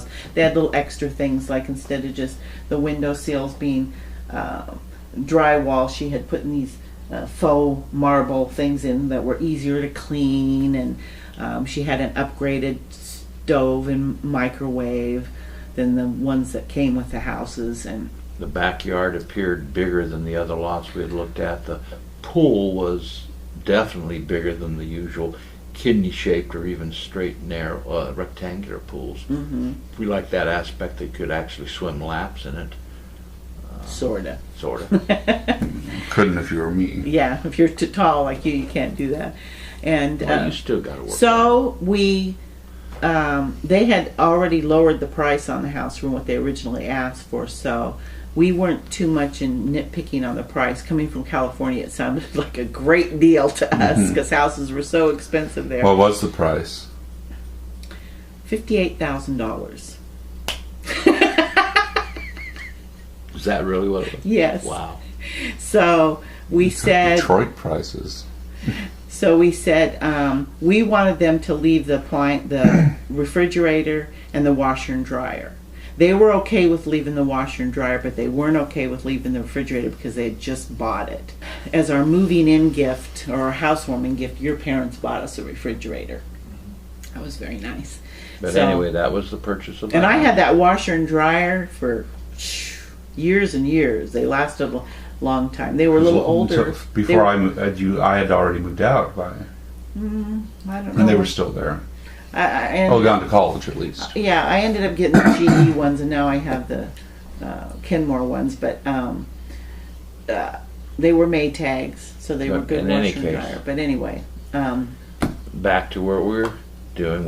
We so what we made the did, the closed off. deal was we didn't want to move here till October because we were going to take this cross country trip, and they had to move sooner than that. And so we were saying, well, can we sell it and have it close in October? Well, they were worried that something would happen and it would fall through. So the deal we came up with was we would sell it and close it in the summer, and they would rent it back from us until October. So we didn't have to put out the money for the mortgage until October. Mm-hmm. So that worked out for everybody. So the house sat empty for a few months. And during that time, after we purchased the house and we, but things changed then because I remember calling my mom and telling her we had bought the house and they were happy for us. Especially when you said it was for $58,000. No, I didn't tell her how much. Oh, it really? was. In fact, I knew she would ask me. This is an interesting side thing because my brother Tom, especially, they knew everybody. They knew how much they made and how much they paid for everything. And he had told me up front when we got married, I don't want your family knowing our financial business. I don't want anyone knowing. Yeah, I don't want people to know our financial business. So when we bought the house, I remember saying to him, the first thing my mother's going to ask me is how much the house cost. What do I say to her? I didn't want to be rude and say none of your business. So he said, just say too much. So she said to me, so how much did you have to pay for it? And I said, too much. And she, ha ha ha ha. No, really, how much did you have to pay for it? Too much. And then she got the hint I wasn't going to tell her.